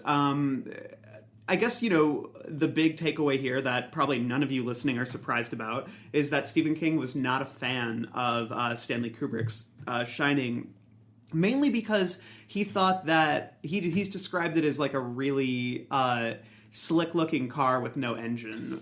He doesn't see any character arcs in it. He thinks that Kubrick made, like, Jack Nicholson essentially was crazy for a moment one and therefore stripped a lot of the humanity out of the story. I'm assuming that, I'm going to go ahead and assume that everybody listening to this has seen The Shining. Stanley Kubrick's The Shining. And if you haven't, Jesus. And if you haven't, well, here come the spoilers, but let's look at this from the perspective of, like, I think my brother and I think you, we all saw the movie first. Yeah. And then we read the book. Yeah. Randall and Dan, you read the book first. Yes. And then saw the movie. Yeah. So from my point of view, I sound like Anakin Skywalker. I just thought the same thing. From my point of view, it's a good movie. No, but so I grew up, I watched the movie multiple times for maybe a decade before I read the book.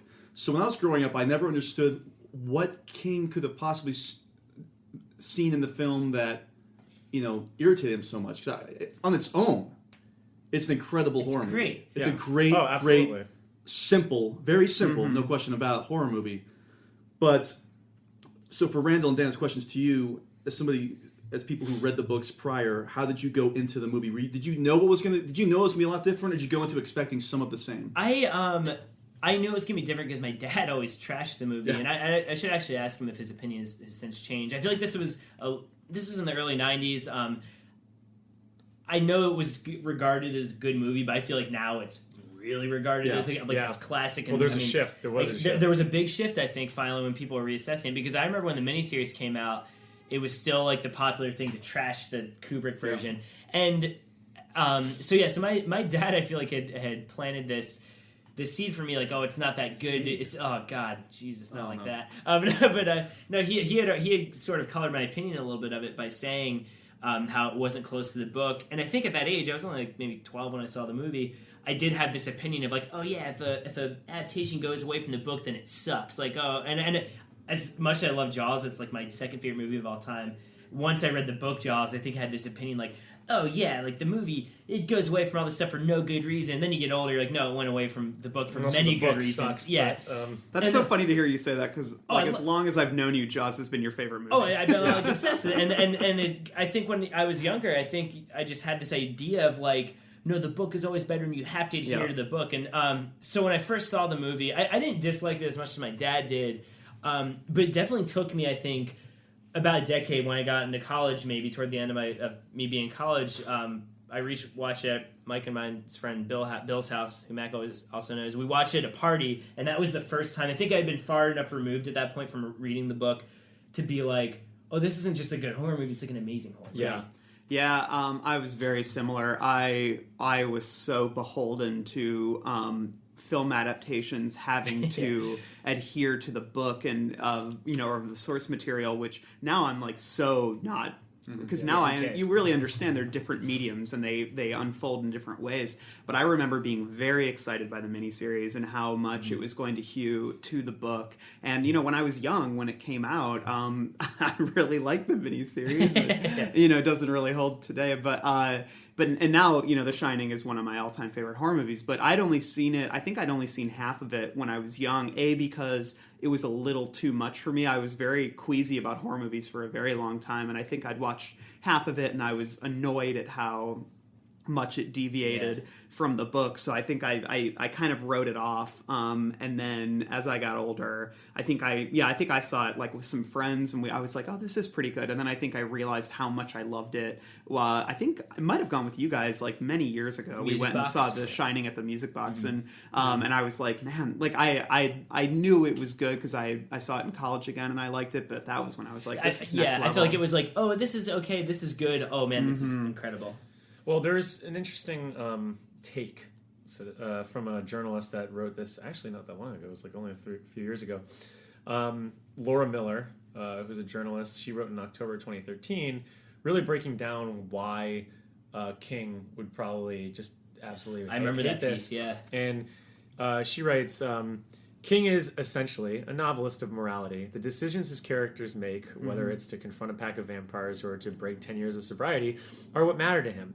But in Kubrick's The Shining, the characters are largely in the grip of forces beyond their control. It's a film in which domestic violence occurs, while King's novel is about domestic violence as a choice certain men make when they refuse to abandon a delusional defensive entitlement. As King sees it, Kubrick treats his characters like insects because the director doesn't really consider them capable of shaping their own fates. Everything they do is subordinate to an overweening, irresistible force, which is Kubrick's highly developed aesthetic. They are its slaves. And this is the real kicker. In King's The Shining, the monster is Jack. In Kubrick's, the monster is Kubrick.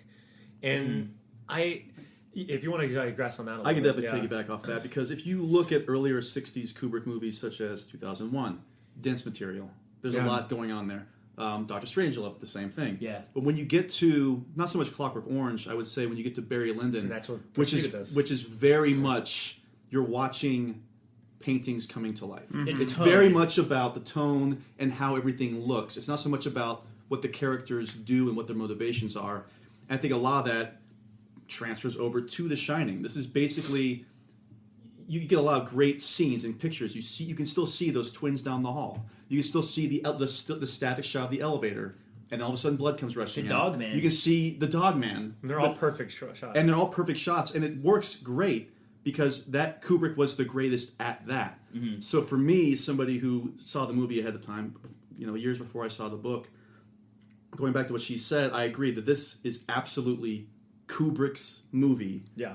And the book is King's novel, and it's a way of looking at this too. And going back to what you guys were saying about, always wanting the movie to be 100% faithful to the books. Which as you grow older, you're like, well, wait a minute, what's the point of even doing this then? Yeah. The thing is, they're two totally separate mediums, and that's, if you look at it like that, then they're both very good on their own merits. Which is probably why he rejected King's script originally. What I was going to ask you guys is, because I like what Justin said, because Kubrick's later work, and even 2001 in terms of the tone, he does have a kind of like singular direct thing. Like it's the same mood all the way through. Full Metal Jacket is like that, even when it switches. Eyes Wide settings. Shut. Eyes Wide Shut. They're like very much mood pieces, which can be very complex in itself. I mean, P.T. Anderson's later stuff is a lot like that too.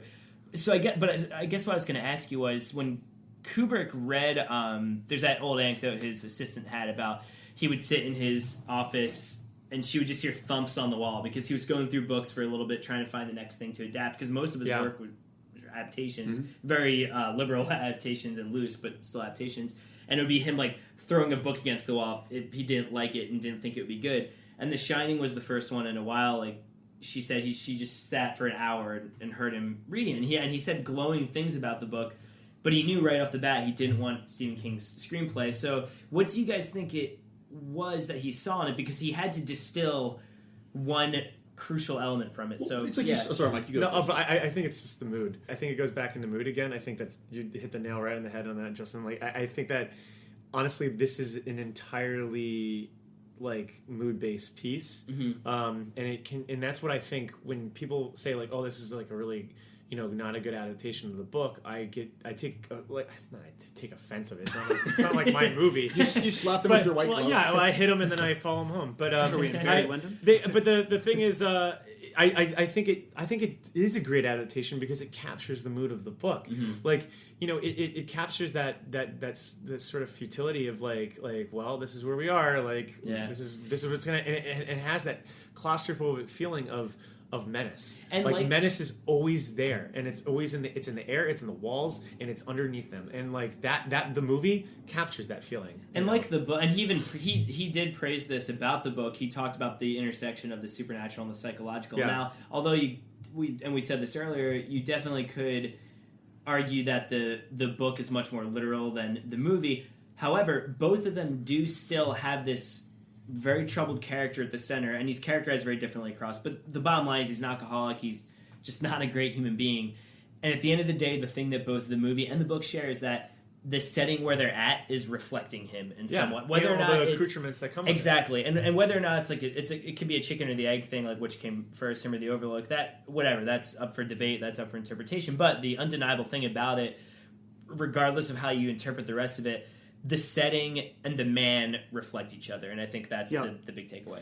Yeah, and just I think the big thing is King values character and arc, and Kubrick does not care about that. That's why I think that he immediately rejected it, because he's like, I'm not trying to tell the story of a man. Yeah. And I think that if he's trying to capture the tone and capture the idea of a place that is truly haunted, this is where, and I'm going to touch on Room 237 just a little bit, only because the things that are brought up in there, the more sane things, are the things that I think really contribute to what Kubrick's doing here, because these aren't even really theories. These are just filmmaking, like things that people have noticed about the filmmaking, which is all the impossibilities that happen within the movie that are never pointed to. There's never a sign that points to them, like the TV that Danny watches that has no plug attached to it whatsoever. Yeah.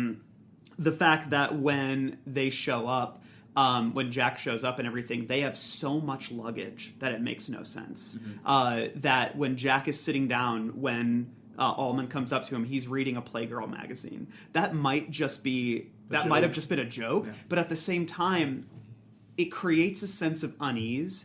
It creates a sense of the uncanny, that we're dealing with somebody who isn't mentally right, and we're in a place that is not right, at all. That things are happening and people aren't even noticing. When Danny's riding his bike riding his tricycle throughout the halls, the fact that he'll go through a door and suddenly he's on the second floor. Yeah. The fact that there is this impossible window based on the architecture in Allman's office, that you walk into this certain place and there's a window, but it doesn't make sense with the architecture. Yeah. The hotel itself is not bound to the rules of our world, and that's what makes it so freaky. Yeah, I mean, there's actually, and it's weird how you can like kind of interpret different things based on that sort of mood and the aesthetic of it all. I mean, I think that, like for example, like there's always a scene, like even as a kid I just would interpret different things based on just how it was being played out. There's a scene where like Wendy's checking on the boiler herself, and she You're talking about the book? in the movie. I'm talking about in the movie. In the movie, there's a scene where Wendy, Shelley Duvall, is checking on the boiler herself. She's like looking over things, and she's alone, and she hits on a switch, and she hears like Jack crying. But for some reason, I'm so intrinsically linked to that setting that I actually thought that she was activating something that happened in that situation. I thought there was a ghost that like was like something had happened with the boiler years before, and it's a weird red hearing herring. the ghost react to it, because the boiler's not as much of a thing in the and movie. it's not. It's funny no. that's still a thing. Like so, like there's like little things that like I would gather inferences from the movie that weren't actually that's actually not really what's happening in that scene.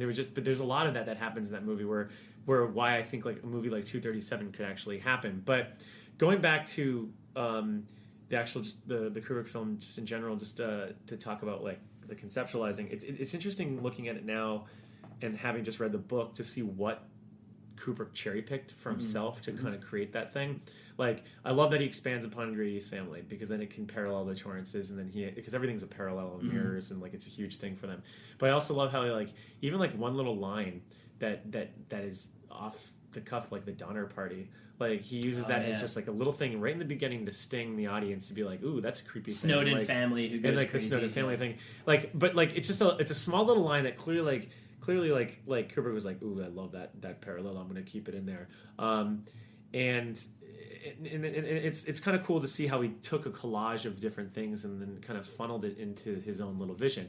Yeah, did you have? Well, yeah, piggybacking off of that, Yeah. I mean, in terms of what did Kubrick take, and you'd have to, I mean, you just happen to pick up on some things when you're reading the book again after seeing the movie, especially.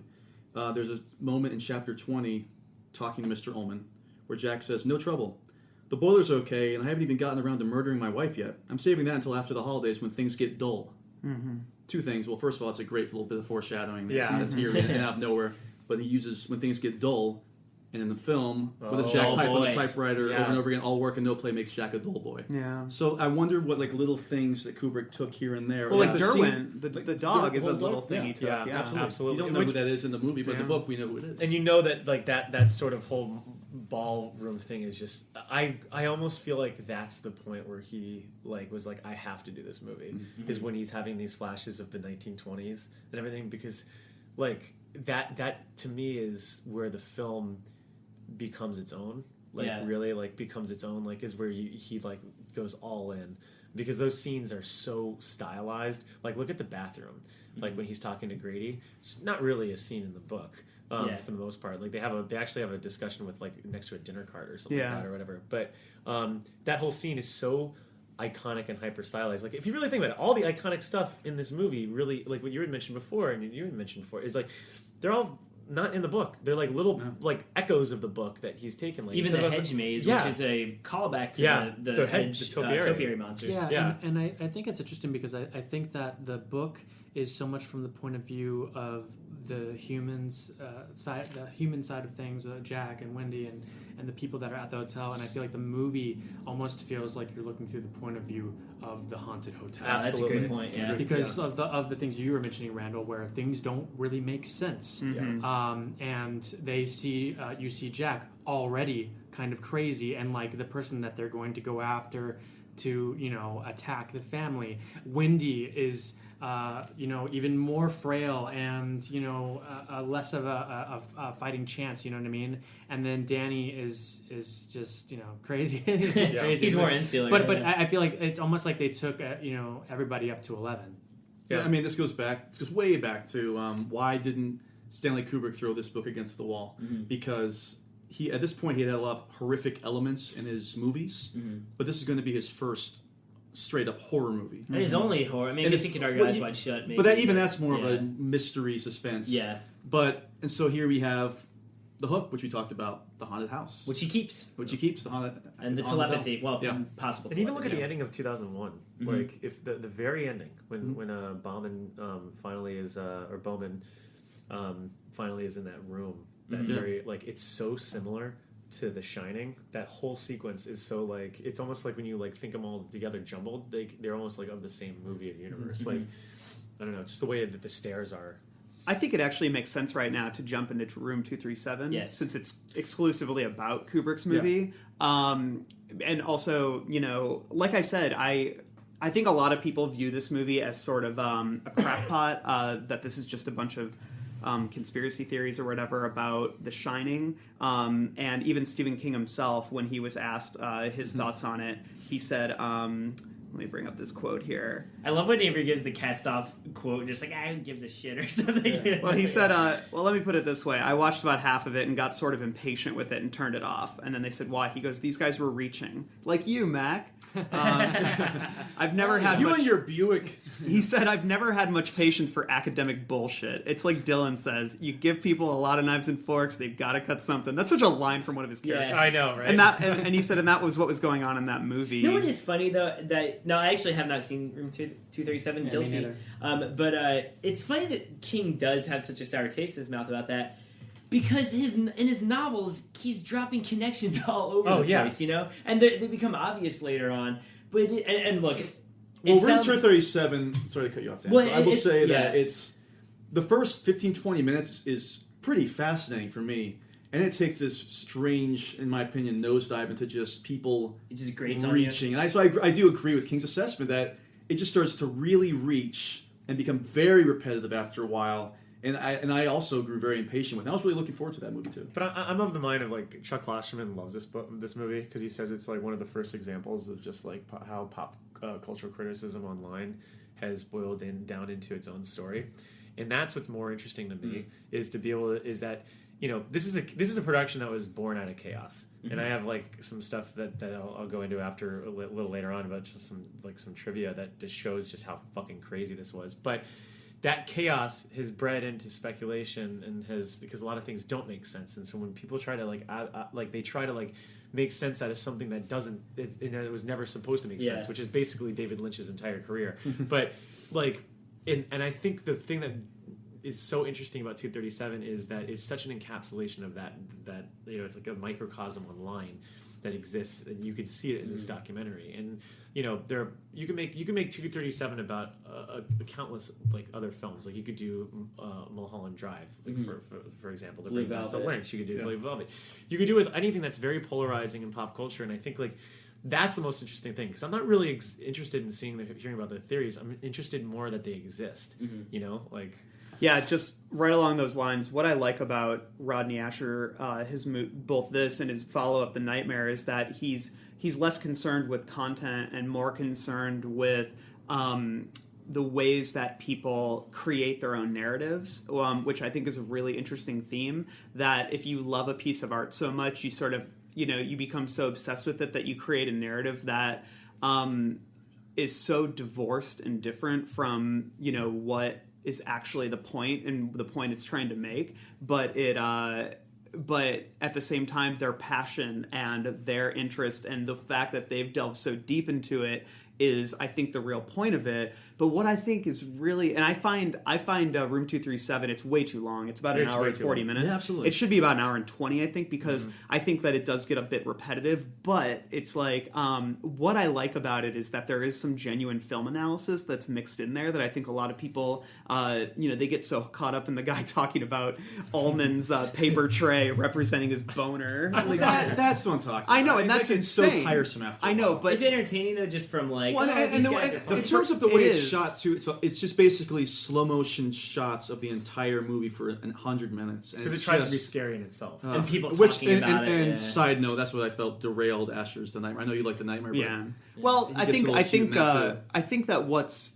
But I think the thing is, like, it does also challenge you to look at the movie in a different way. Oh, totally. Even though it's a little crazy, and to notice details that, the paper tray thing is stupid. But it's like, but there are certain things that, like, why does Kubrick say that the hotel was built on an Indian burial ground? And then why are there Indian, like, and it goes into, here's an interesting little tangent on that. That proves almost like that theory, not proves that theory, but gives a little weight. Like Wendy Carlos, who had been worked on in Clockwork Orange, she was originally supposed to be working on with The Shining, and a lot of her stuff got cut. But she had said the film was a little on the long side. There were great gobs of scenes that never made it into the film. Here's where it is. There is a whole strange and mystical scene in which Jack Nicholson discovers objects that have been arranged in his working space in the ballroom with arrows and things. So there was clearly like, and then you watch like in the movie the 237, they talk about the Indians, like Indian imagery that's on in the movie. If you haven't seen it, there's a whole theory that that Kubrick was commenting on the Native American journey in history, but there is the reference to the burial ground. What you're saying right there, and then there's a lot of Native American artwork that's spread throughout the whole hotel. And was this before Pet Sematary? Shining the movie. Oh yeah, that's 7 years weird. Yeah. And then you go, Mac. Yeah, no, I think that it's interesting, but I do think that it all boils back to Kubrick's the whole thing where he was wanting to capture this haunted house. And what better way to, Jack's in the basement going over the books and all these things. In the book, we get a history of the hotel. I think that he was trying to take it a step further where it's not just the things that have happened at the hotel that make it haunted. It's, ever since man was in this space, and probably going back to, Native Americans, which would have been the next step. Going all the way back to who were the first people that populated this area, maybe, and even the horrors that they saw or they inflicted are haunting this as well. I don't think it comes across that well because they don't get to go into that. And obviously, there were some deleted scenes and things, but yeah. I think the Indian burial ground was just a very simple way for Kubrick to say, "Oh, this is why the hotel's haunted." Sure, and because the Indian burial grounds kind of used to get in Poltergeist a couple years later. Yeah. It's used. I feel the like cemetery, the Hunt Cemetery is used in Pet Cemetery. Did H.P. Lovecraft do it? I feel like he did. I'm sure he did. I mean, I think that was just an easy thing, and if people want to look into the slaughtering of Native Americans and go spend the rest of your life talking about it. People will always find, in pieces of art that they love, people always find their own meanings. No, I agree, but here's my personal final word on the movie. You were talking about how David Lynch movies are pretty much made for the public to take their own interpretation of it. And if you asked, if somebody did a similar take on Room 237 with Blue Velvet or Mulholland Drive, I'm sure David Lynch would say, "Oh, I love hearing the theories and this and that, this and that." Yeah. But if Kubrick was still alive today, and you said, "Hey, what do you think he would hate 237?" He'd say, like, it was a piece of shit. Like, it was stupid. It was dumb. And I don't have time for it, you know. Yeah, but that's some. I just feel like I mean, and I was looking forward to this movie, but again, it just gets. I don't know. It's but you just know, a lot of nonsense. the great playwright Harold Pinter, when they asked him what his plays were about, he said The Weasel Under the Sink. Like he's just being like, I feel like he was playful in the same way Kubrick was. I feel like Kubrick. I think he's a lot like King in the sense that he hates academic bullshit. Yeah. But that doesn't mean that I think that he's laying a lot of ground, and he's like. I feel like there's so many little treasure boxes in that movie that are to be pulled. There are moments. Yeah, it'll be great, like bonus footage on the next right. DVD. And I'm not saying that like. I feel like Kubrick might enjoy the idea that people are finding those things. He might hate the academic side of it, the people creating narratives and theories out of it. But I'm sure, like, the thing is, he's not going to be the one to tell you what it is and what it's about and why he did that. Like Harold Pinter, you know. Whereas, like, other people are like, yes, that was my metaphor the whole time. I think he would have laughed his ass off. Yeah, I think he would have too. The moon landing thing, especially. Oh. Well, the thing he was, really hated that. The theory of the moon landing was already out there, which is, and when he put Danny in that shirt, it's not because he secretly directed the moon landing; it's because he was making fun of that theory. Yeah. You know, one, it goes back to. I agree. I think that's how Kubrick would react, and I think a lot of these geniuses like Harold Pinter and Kubrick and P.T. Anderson, who has actually commented on this. I think they are all geniuses because they make simplicity so compelling. Yeah, like when P.T. I almost said P.T. Barnum for some reason. When Paul Thomas Anderson was on Mark Maron keeps asking about There Will Be Blood, and he's just like, "Oh man, like this happens in the movie. Like, what's this about, man?" And just blah blah blah. And P.T. Anderson just is like, "It's just that oil, man. It's greed and oil." And I don't think he's lying or being cute. No, I think he's being cute. I think he's being cute. I think he's being. I think he's taking this very big theme: greed, religion, oil, consumption, and he's doing the thing Kubrick did. He's distilling it into this very evocative package, you know, and I think that is what Kubrick did with The Shining. I think with The Shining, there's a very fine line between making something simple and making it simplistic. Exactly. And That's he definitely toes the line because he definitely breaks down these characters from who they were in the novel. But it works. Absolutely does. And I think that's kind of a trend that we've been seeing with these adaptations is that everybody has been simplifying a lot of this stuff. Yeah. Do we want to do? Speaking of other adaptations, let's touch on the 1997 The Shining miniseries made by Mick Garris, who also directed Stephen King's The Stand miniseries, as well as Sleepwalkers, which I love, which we'll probably do a bonus episode on at some point. And he.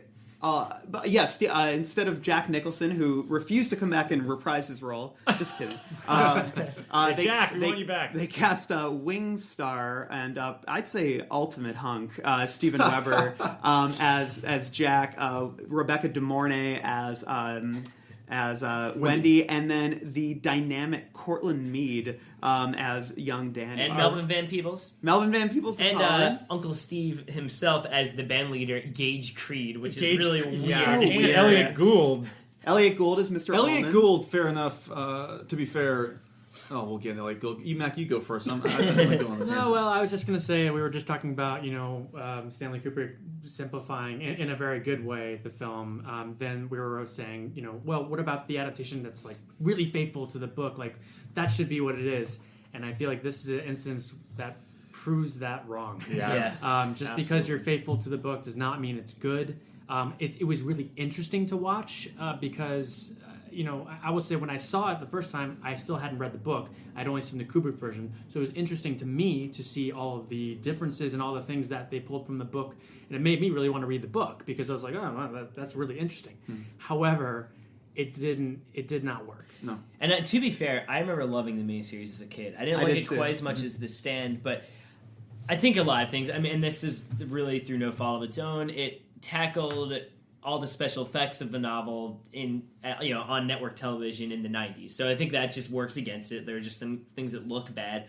I don't hate the casting necessarily. I really don't. No. I don't think. I like that Rebecca De Mornay. I think she finds some more Wendy's strength. She's good. Melvin Van Peebles, I think, does an awesome job as Halloran. Like I like that he just plays it straight. He doesn't try and he almost downplays some of the more the cartoonish elements of him that we talked about earlier, while still delivering the same dialogue. Steven Weber. I mean, I remember even hearing that when I was little. Like, oh, the guy from Wings is playing Jack. This Torrance. iconic, terrifying role. He does find the everyman quality of him a little bit more than Jack Nicholson does. Like, he does when we first see him, we don't know that he's doomed like we do with Nicholson. I think, to give you credit, Randall, during the movie, you said that he does handle like the everyman. Yeah, he plays a great like. He plays the father of. Yes. He plays the father and husband well, and even the moments of like, yes, I've committed bad things and I'm trying to be better, but he comes across as silly when he tries to be psycho. And there's actually an interview that he did very recently on the Never Not Funny podcast where they actually talk about The Shining. Steven Weber? Yes, Steven Weber's cool. on it. He's very self-deprecating. I mean, he's very aware, and he says if he could go back, knowing what he knows now 20 years later of how to handle certain adult themes, especially, and to turn into a maniacal person, he would have done a lot differently. You can see like what beats he's talking about, and a lot of that also goes down to the fact that, listen, if you're going to be very faithful to a novel, you can do it in certain cases, but with this book, there's so much inner thought, there's so much inner monologue that you can't really translate it. If you do try to translate it with people speaking out this inner monologue, like Tony, the Tony thing, and then just there's parts that we talked kills about the movie, man. where Jack will say things out loud like, "Oh, this isn't happening," and it's not scary. It's just goofy. You know? And well, both Tony and Steven Weber, and once again, I don't know if this is much the performance as much as the adaptation. It ties in this idea of King, who wrote the screenplay, and I think this is a result of him getting older and getting sober. He doubles down on the morality in the miniseries, big time, and that's a problem because that actually is not really faithful to the book. If you think about it, like in the book, we do not see Danny waving to the Obi-Wan Kenobi ghost of his dad during his graduation, which we'll have a clip in the post on the Consequence of Sound. And we don't see Jack Torrance. In like I said before, in the novel, it's this idea of he has this one moment of clarity where he's able to come back to his normal self and get his wife and kid out of there. In this, though, correct me if I'm wrong, as you guys watched more recently, doesn't he start actively destroying the hotel? Like, it's like he becomes Superman all of a sudden, starts well, he's just bashing around with the roque mallet. But he's in a state of mind all of a sudden where he's in a good state of mind, but when he I'm sorry. I thought you meant like when he's going crazy smashing things. No, I'm just talking about. He kind of comes back and goes down to the boiler room, and he's still fighting with himself, and then he does. Okay, so I guess allow that's it to happen. I so, but I don't know. For some reason, I remember him being more explicitly like a good guy at the. Well, he tells Danny to run. Yeah. So I guess that's true. I don't know, just something about. He does. Oh, sorry to keep cutting you off, but no, he does because we just saw it. But he does right before the hotel explodes. He says something to Wendy and Danny or something like that. I love you or something like that. No, something like that. Because that because undercuts the realism of the addict and the frustrated crave type, and it just that and the graduation and Tony becoming this like literal manifestation of Danny's power. Star from Born to Be Wild. It just goes back to this idea of King as he's gotten older.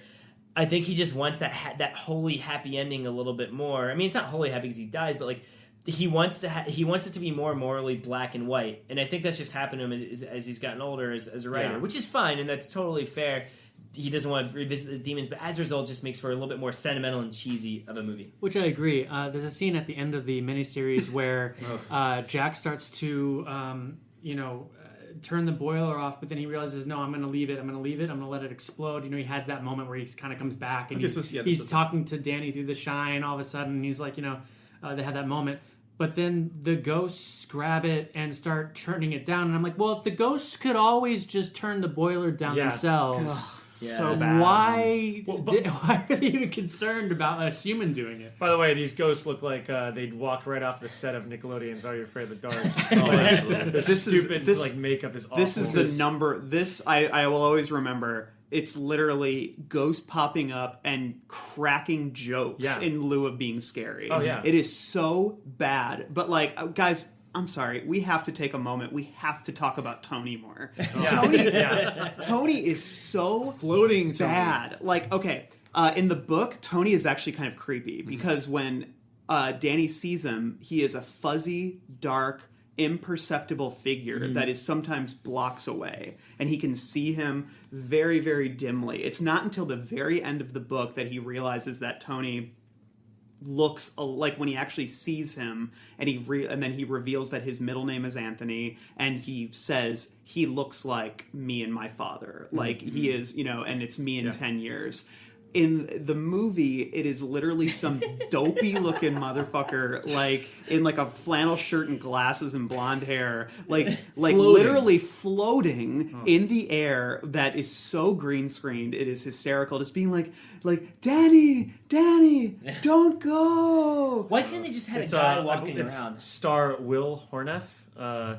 Star of Born to Be Wild. Star of Born to Be Wild, which Ape movie. Come on, guys. Yeah. And it's ridiculous because anytime they would have asked, "Hey, who's Tony?" he could have got so detailed. Oh well, it's this guy who's about 15 to 20 years old. Or He's whatever, gonna be me. He's floating. He's blonde hair, glasses. I mean, like it's ridiculous. It is so much more effective in the book when you don't know if this is something we're supposed to be scared of. We don't even need it. That's the thing that drives me nuts. Is like we don't even need it in this movie. And like the again, and Justin can talk to this to great effect of just how lame the directing in this movie is. There is absolutely no finesse whatsoever to any of the directing that's in this, and like, which is astounding because there are parts of The Stand that are really effective. So like, Mick I still Garris stand by The Stand, man. Like, I think look, it's dated. It is very dated. There's some great, but there's some great stuff, movie. and when it's actually out in real like settings as opposed to like sets, it's like really, really strong. And like that,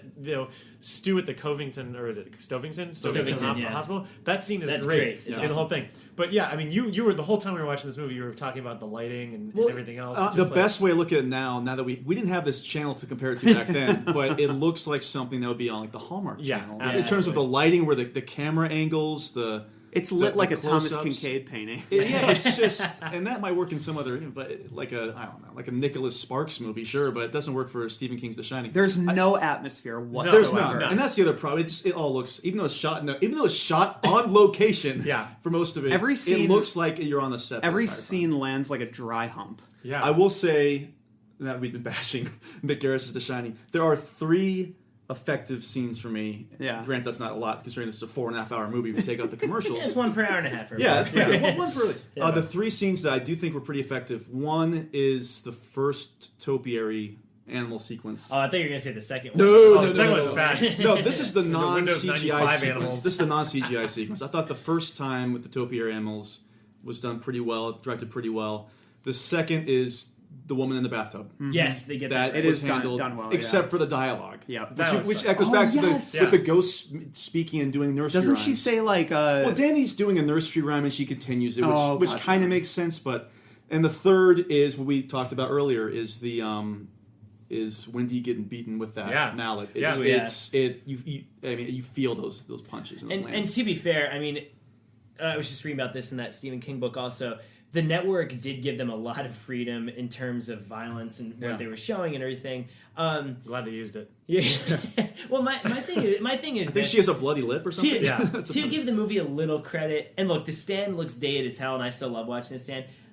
How many better performances in that movie? That is true. Gary Sinise was actually asked to do Jack Torrance in this, and he said he didn't want to follow in Jack Nicholson's footsteps, which he would have been great. He would have been that perfect thing. But I know it could have been awesome. But his fellow Steven Weber's fellow Wings star, Brothers in Wings, Tim Daly was also asked. Who would have been Church, Thomas Hayden, THC. Yeah. But I guess my question is, I agree with all that, but does it?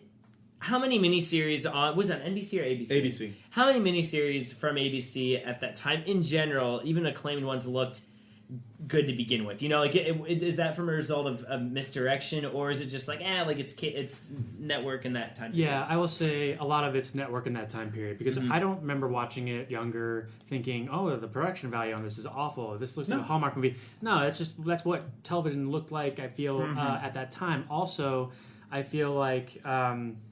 And I'm totally forgetting my point here. Oh, violence on television. The threshold has been pushed a lot over the last 15, 20 years. Back then, that probably was very violent for primetime television. But you look at X-Files, though, in that time. The X-Files have been on for like 4 years by then. And but I remember it being a big deal, like language. Yeah. Like people you couldn't say shit, you couldn't say ass. I agree. I mean, we've come a long way, so it's hard to look at it like that. However, it still doesn't work. Yeah. Here's how I mean, again, like you guys, when I first saw it, and when I was a teenager, I was like, oh, this is really faithful. Well, this is different, I should say. I hadn't read the book at that point. This is different. This is effective. This is scaring me. But in a way that, if you watch for instance, if you watch the Salem's Lot miniseries, you could tell this movie was made in the late 1970s. Yeah. But for me, it still holds up. If you watch the Shining miniseries, you could tell that this was made in 1997, but it doesn't hold up. No. And I think, that's the difference I can make there. I think we've covered most of what's to cover for it. Can we really quick just talk about that second hedge animal? Oh my God. Because I was when I heard, even as a kid, because I was so excited that was going to be in it, I was like, oh, finally we get to see it. And even for that year, for that time period, I remember like adjusting the colors on my TV because you could barely see it. I was like, wait, this looks like garbage. And then also, it has that CGI mixed with our favorite CGI fire, which the whole thing, I just couldn't really like tell what was going on. It almost looked like a magic eye painting or something. We're also not touching upon the real elephant in this room, and that's one Cortland Mead. And that is... Look, when we're supposed to have a he's story, not that bad. Are you kidding me? Oh no. Really? This kid is so fucking annoying. I was rooting for Jack the entire time, and I'm not here like trying to like promote like child abuse or anything like that, but I could not handle this kid watching this movie. And Justin's interpretation of this was just. Like the entire time we were watching this, you're just like, "Shut up, shut up!" Shut your mouth. Was he just whiny? Is he just? He's very breathy. Yeah, he's exasperated. He's tired. He's worn out. Like it's so like his mouth is always hanging open. And as we tear down this child actor. No. I agree with you that he's not good, but we can't really go into like that's just how. We can. No, that's not an acting choice. He just looks like that. He talks like that. Constant listeners, during our screening of The Shining, all of us, the Shining miniseries a few weeks ago, all of us befriended this Cortland Mead on Instagram, and we wanted to see what he's up to. And it turns out Cortland Mead grew up into be a pretty cool dude. And he did. And you know what? He pokes fun at himself. He pokes fun at himself as a child actor, too. Including recently on Instagram, where he posted a photo of him is around that time, 1998, Throwback Thursday, when my 1998 rap album came out, and it's Cortland Mead in his like traditional that sort of like lame like emo sort of like pose like that he has on here. So he is being very self-aware about it. Like so, I think even him, he would watch this miniseries and be like, I hate this performance. Portland, if you're listening, we would love to hear your thoughts. No joke. Yeah. Does he still act or not? I don't know. He's great in I loved him in Little Rascals. I cannot stand him in this movie. Who's he in Little Rascals? I can't remember. Is he Porky or something? I know Spanky and Alfalfa. That's all I know. And There's one called Porky? Yeah, Porky. He's Buckwheat's best friend. Oh really? I actually like. I feel like that remake is great. That's a good one. I like Little Rascals by Penelope Spheres, right? I think so. Yeah. Yeah, we're actually going to start a podcast about the Little Rascals. So wait, really quick. No, not even about the TV show. Specifically the movie. So we're not. How about Mel Brooks? We're not like saying Cortland Mead is.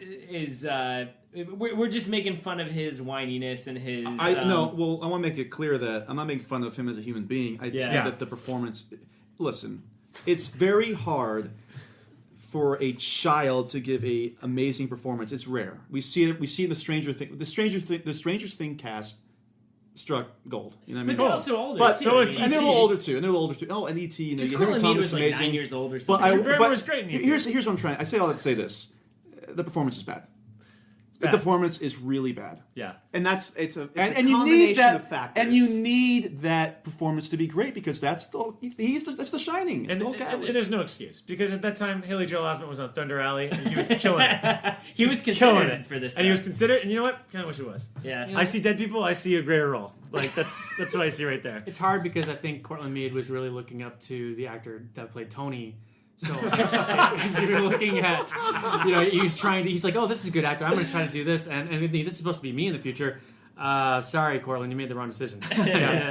Not everyone's born to be wild.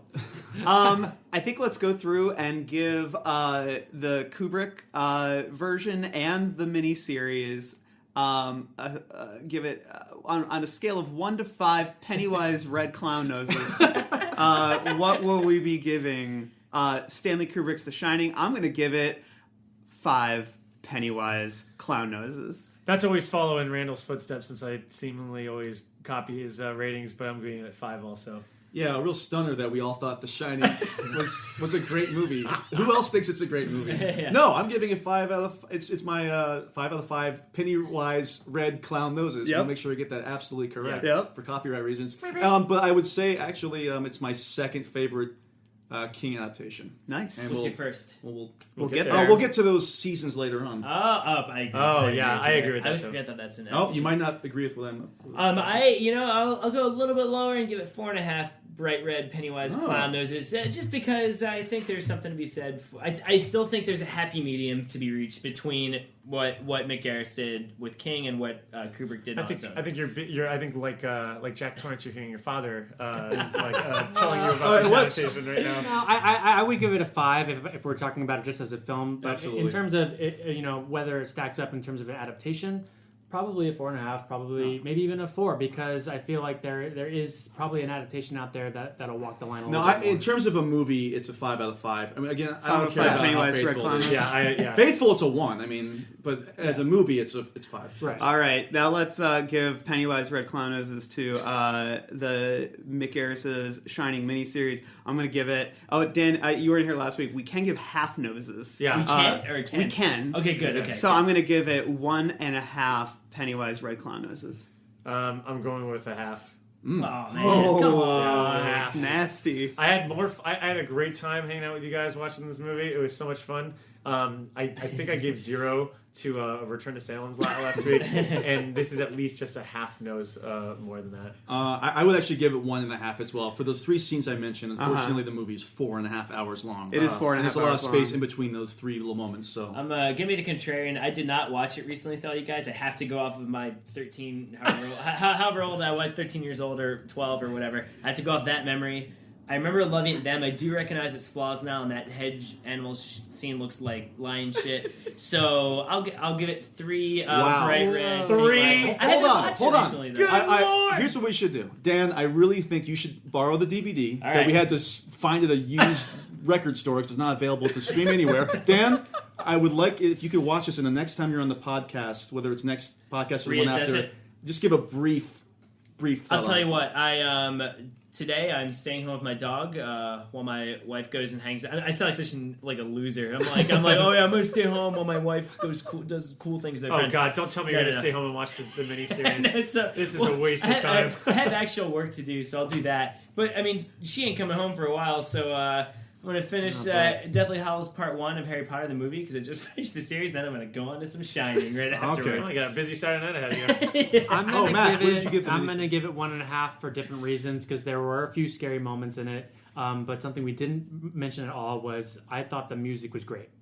The theme Was it Bear the theme I McCreary thought doing was it, or- excellent. I don't know who did it, but Is it W.G. Snuffy Walden? No, it wasn't him. Who does the stand music? That's W.G. Stuff. Who I love. I actually love that music. Did the music for Friday Night Lights also. Yeah, I love him. So 1.5 clown noses, red clown. What is that total up to for each one? I haven't been cute. I think The Shining 5. Let's give it a 5. Shining is so far the top adaptation we have. Oh, I'm talking about the miniseries. Oh, do you mean like the Do you mean like the median, like Cumulative? Yeah, cumulative. I don't know about cumulative, but I think the average after you bumped it up a lot, I Yeah, think we're hovering around 2. It's a 1.5 for all It is you kids out 1.5. there. Yeah. And so and I don't think we need to rate Room 237. No. But yeah, I think it's time to move into our overall thoughts.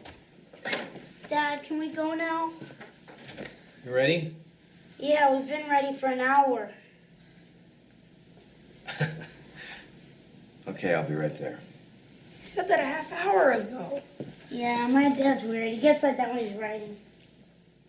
When thinking about the book on the on sort of a larger scale, this was a really interesting reread for me, mainly because I guess we talked a lot about how scary a lot of the book is, and there is sort of a sense of dread that King conjures pretty early on, but at the same time there's so much family drama.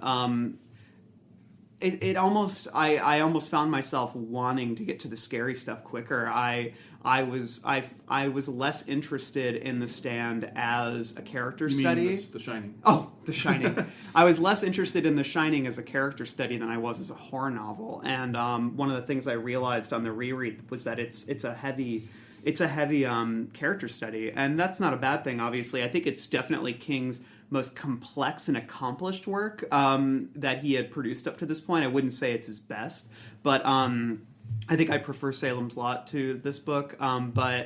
But also, I always prefer King's ensemble-based pieces. But but on the whole, though, I think that, I think even though the third act is a little overblown, I think there's kind of a stretch, in the middle to kind of near the end of the book where there's a lot of really wonderful, nuanced sort of character building, world building, and then just the way that King outlines the ghost, the masquerade party is such an amazing scene, top to bottom. A lot of really good scares in it. I think it's definitely a great King book, but it isn't for me an essential King book. I would probably give it, on a scale of Pennywise Red Clown Noses, I would give it a 3.5. I actually came around to this book finally. It was a redemption story of my own, for so to speak. Clearly I love this book because of the hyperbolic statements I mentioned before. Like Randall, I do think that the final act just gets a little crazy. I mean, it turns into Die Hard 2 with Halloran and the topiary animals, and I also I hate the Michael Crichton Jurassic Park-esque ending for everyone in Maine, and they're all like off in their own little world. They're like having this sort of like kind of like cut off of what else is out, what's all happening, and they're all like kind of lounging around, and life is better because and this is going to be a prevalent theme that we're going to have to, or prevalent subject that we're going to have to keep talking about with King's works, and I think a lot of people, including himself, will agree on, is that he does struggle with endings, and I think that the ending that is actually in the Kubrick version is just so great because you don't really need to follow them once they leave the hotel anymore. No. Like, it's it. Like, they got out. Like, that's done. And so for that, like, the ending does bother me. But man, this was a great read, and I really enjoyed going through just the mythology of the hotel with Jack, and also like what Justin and I had been discussing earlier, like sympathizing with Jack. Like, I mean, I'm been married for a few years now. I'm not sitting here talking about how I want to kill my wife or anything, but I do get that my wife is incredibly intelligent and smart and runs circles around me. And it was creepy reading this book and sympathizing with Jack's inabilities and having him, like, when he gets frustrated and being like, God, nobody trusts my my sense of judgment or wisdom. Like, I really like, not to personalize this, but I definitely related to that. Like, it does bother me sometimes when you can't be trusted, or they don't, like, your personal judgment on things is kind of glossed over. And so, like, in that, it was like that weirdly, like, that was something I would never be able to get as a kid. And it's because you just don't really understand the interpersonal relationships. Like, I mean, at that time I was probably like, yeah, like, I don't like when my parents tell me to do things also. But like this, there's so much more nuance to it. And I honestly feel like Jack, at this point where we are in King's bibliography, Jack is hands down the strongest character he's written, and the most interesting character that he's written here. And you could say the same thing with Danny also. Like, I think Danny, although he struggles writing the dialogue and the way of thinking, the predicament that Danny is in is so real and has so much stake and so much depth to it that none of the other characters really had so far that we've read in any of the books. Like, Carrie is really close because there's a lot of discussion with just like personal relationships and the struggles at school and everything. But this is just there's something about Danny that's really like terrifying when you really come to think about it. And I think that when I finally get to Dr. Sleep, I'm going to realize how much that was botched up. But for that reason, above all, like it's not like what Randa said. It's not a great like book altogether. But there are some like amazing sections of this book and amazing parts of this book, and probably some of the scariest things he's put to pages. So for that, I definitely have to give it like 4 Pennywise Clown Noses. I know to go from like the segment to something serious. It's this very serious discussion wrapped up with I'm gonna have to give it 4 Pennywise clown noses. Yeah. Well, before I get into the heady nature, I will just go ahead and give my rating first and say I would also give it 4 red penny nose. I think stay Pennywise. Yeah, forget them. 4 bright red. Four noses. Started.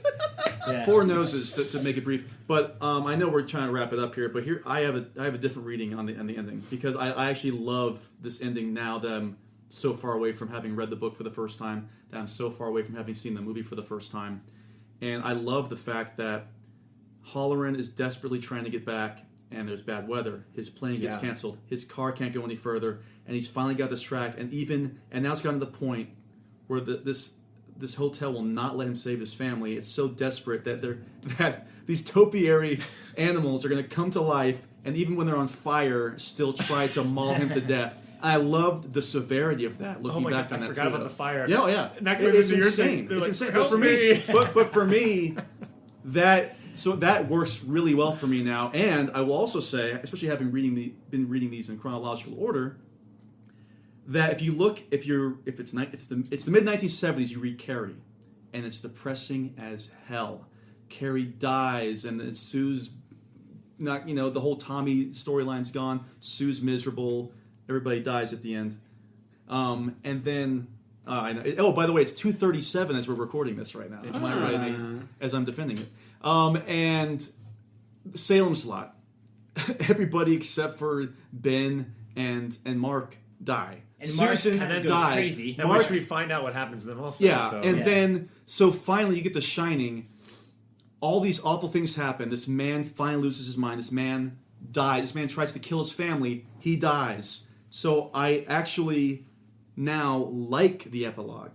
I like the final moment where Dick sits Danny down and says, essentially, I don't want to read this whole passage. We're trying to wrap things up a little bit, but that bad things are going to happen to you in your life, and it's about how you react to those bad things that's going to determine the rest of your life. So again, as an adult, I appreciate that much more than a shock ending. I love the movie ending, Yeah. but again, that's its own separate thing. Oh, it is. So for me, I almost like moved by the summer epilogue. But that's where I'm coming from. So again, 4 red penny nose clown noses. Pennywise from Penny Nose. 4 stars. I am also going to give it 4 bright red Pennywise clown noses. It's on a little bit of a sliding scale for me because I would have given Salem's Lot 5. It's like my 3rd or 4th favorite King novel, but I wasn't here to defend it. And but so it's a little bit on a sliding scale because I like The Shining slightly less. I do love the ending thematically and what it says about life and hardship and getting over your own personal demons. For me, it's more the action of the finale that's a little bit of a downer for me. Yeah. Just because King does this, and not just King, but genre writers do this all the time, where they have to end with like an explosion. Like they don't know how else to get rid of this thing, so they have to like even Salem's Lot, torch the town or explosion, or God, in superhero movies you see these like big vague energy endings. That's like the best word I can use to describe it. And they do that a little bit, and not that it had to end exactly like the Kubrick version, of course, but I do think there's something to be said for, well, this thing is still here, we got out, but that it's still there, and that's that, and the next guy's gonna have to deal with it. So I guess I would just like to see a little bit more of a downplayed ending, which sounds silly in a ghost story with hedge animals, but in retrospect, I sort of appreciate the books where he maybe like Blaze, where they're just a little bit more low key, but it's also more low key books. I don't know, maybe Nice Blaze reference. Wow. Hey man, Blaze, underrated gem. Just Blaze being Blaze. And so I don't know, maybe that's not a fair criticism, but so I think I'm with you in that I used to have a thematic problem with the ending, where I don't now. I actually think thematically the ending is really strong. It's more of just like a plotting issue. But yeah, still, I get where everybody's coming from. Yeah. For bright red. I'm saying that as I'm looking at the copy of it with the bright red It is a Pennywise there is one clown right nose on it. Mac? I can't remember what I gave Salem's Lot, but I would have to give this one probably 3.5 Pennywise red clown noses. Because I think I gave Salem's Lot 4 or 4.5. I do really like this book a lot. It was really awesome finally reading it and really seeing King's vision of it. King's is the only vision, really. I mean, at the end of the day. But I did want to comment on something. I thought it was interesting what you were saying with Halloran at the end when he's trying to get there, and it seems like something's stopping him, and that reminded me of 11/22/63. Absolutely. How it was like maybe Fate they were and all time. really supposed to perish at the hotel, and Halloran was just able to just get in there and change. Well, because if Halloran didn't have the shine, if Dan didn't have the shine, Halloran never would have known about this anyway, and things would have played out. Exactly. So but I really did enjoy it a lot. And I also thought the miniseries ending where we're rebuilding.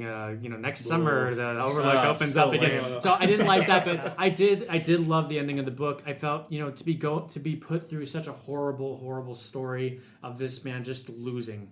And then and ultimately dying. I did want the uplifting ending finally, because we hadn't really been able to get that. I mean, we got almost too uplifting ending with the miniseries, but it's too uplifting. It is way too uplifting. And I did want to say one last thing though with this. Does Jack, the ghost of Jack, show up in Dr. Sleep? Is that also haunting him? Briefly, but we'll get into that when we get to Dr. Sleep. Okay, just curious. Does anybody know about the prologue or epilogue that was deleted? I'm sorry, we should have talked about this too, but I do remember the TV Guide when the Shining miniseries was announced, or I think it was the weeks leading up to it. There's this great kind of animated cover with Jack freezing outside holding the mallet. I do remember that. And there's an excerpt of the unreleased prologue, and that was in the TV Guide issue. And it just basically talks about there's an event that happens at the hotel back in the 50s or 40s, which they end up kind of talking about in the book. So you didn't necessarily need it. I like how in the book it just kind of gets right to the story. The epilogue I don't know much about though. Yeah, I don't either. I do remember that TV Guide issue though. I remember the painting was pretty creepy. Yeah, it was good. Yeah, he was like hunched over. Yeah. There is one epilogue that you do recall from the Kubrick one that we've not. Been able to find there's a couple. At this point, it's almost like urban legend where there's apparently. There's an alternate ending of the Shining movie. Hey, we're all here to talk. You know what? Let's go room 237 with this and talk about. Well, I heard. Well, this is that. Jack is chasing Danny around the maze, screaming. Danny escapes with Wendy, and he's still screaming and stumbling around. And it cuts to a quiet morning. Jack, Wendy, and Danny are at breakfast, eating in silence. And then all of a sudden, a couple sits essentially right on top of them, insinuating that none of them made it out and that they're all at the hotel, and then the movie ends. Now, that's something I read a long time ago, and I still cannot find anything about since, but I read it, and I thought that would have been another eerie ending. So there's your Room 237 from Justin Gerber. Very interesting. That was our thoughts on The Shining, and we'd love to hear yours. So please follow us on Twitter, like us on Facebook, engage with our posts, post on the wall, tell us what we got wrong or what you agree with. We really want to hear your opinions. And, as we always say, and we're going to have to say, if we want this podcast to stick around, we really, your love on iTunes, whether it's a review or a subscribe or anything like that, really helps us and really helps push the podcast and get it visible. So any help in that regard is very appreciated. We'll be back in 2 weeks with one of King's more controversial entries into his catalog, and that is the novella Rage, which was initially included as it was a Richard Bachman book from the get-go. It was his first Richard Bachman book, was later compiled in the Bachman books, and has since been pulled from shelves by King himself. We'll discuss why, and we'll discuss the book itself as well in 2 weeks. So keep an eye out for that. Until then, long days and pleasant nights, constant listeners. We'll see you next time. I got some hot friends. God, I got some hot friends. I got some hot friends. God, I got some hot friends. But you want somebody to treat you good.